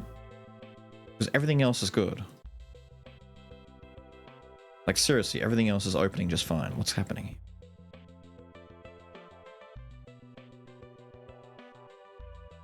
Let's open it again. No. Let's open Simp's one.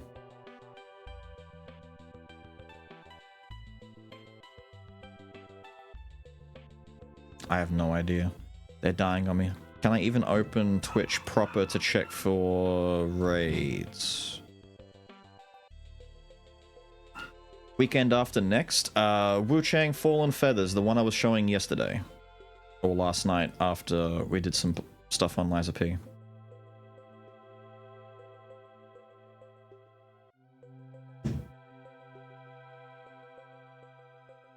The mod bone version? Yeah. Some people are talking about getting a mod made that puts the Masterpiece one back in the game. It'd be cool to see that with Collection Desire. They're not loading. All I'm getting are just like dead website things. That's clip number 1, that's clip number 2, that's Twitch's homepage. They're just dying over and over again. I'll keep the clip thingies open so I can take a look at them. But other than that, I won't worry about the raid. I don't know what's going on, but the net is just dying for me. Someone or something is like chugging the downloads. Not the uploads, so I can still talk to you, but the downloads are dying hard. Souls likes are well optimized on Steam Deck. A lot of them seem to be. They're pretty good. It could be Twitch. It could also be Twitch. I don't know, because the other stuff is opening okay. Videos are opening alright. Twitter is working. Everything else is fine. We'll call it a mulligan. I'll keep refreshing and see if I can find those clips for later on. So I can see what the hell... It's rare for Polari to take one. I want to know what he clipped. In any case, dudes. Where is... What's this? No? What's this? No?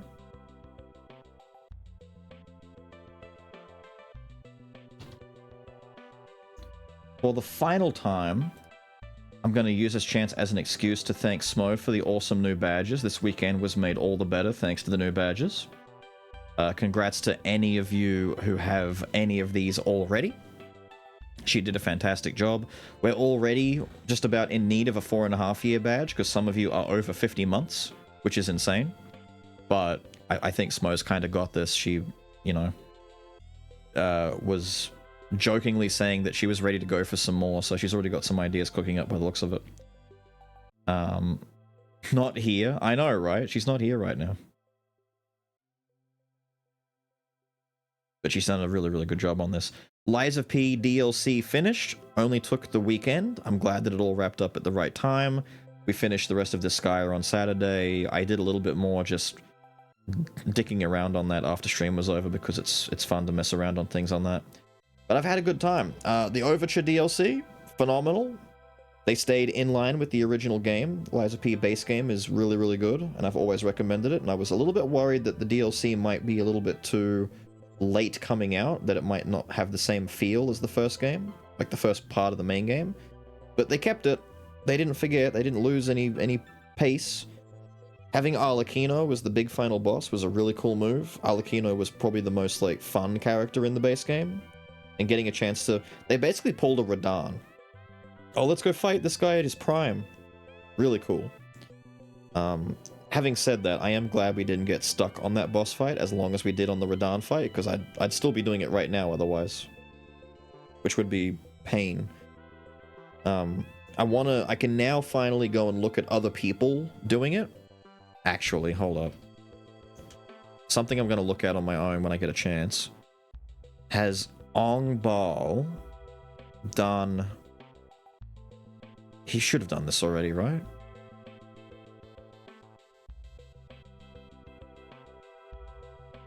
Yes, he has. Yeah, I gotta see the Ong Bal fights. I want to see him, like, no-hit all of these fights and just shit all over them, and see what it's like when someone puts a little too much time practicing these fights in. That'll be fun. I can catch up and actually look at Lies of P stuff now. But thank you again, gang, for hanging out. We'll be back next weekend. I'll figure something out by then. We could do Bayo, we could do some Peak, we could do some other shenanigans. I know there's a couple of things we can look at that can fit within the weekend. I'll work it all out during the weekend. We'll start fresh next Saturday and do our little gap week before Wu-Chang comes out after that. Alright? I have footage for a video, but I don't think it's going to release tonight. I'll try and get it released tomorrow instead. Today took a lot more time because of the washing machine nonsense that happened earlier, but we'll worry about all that in the week instead. Alright?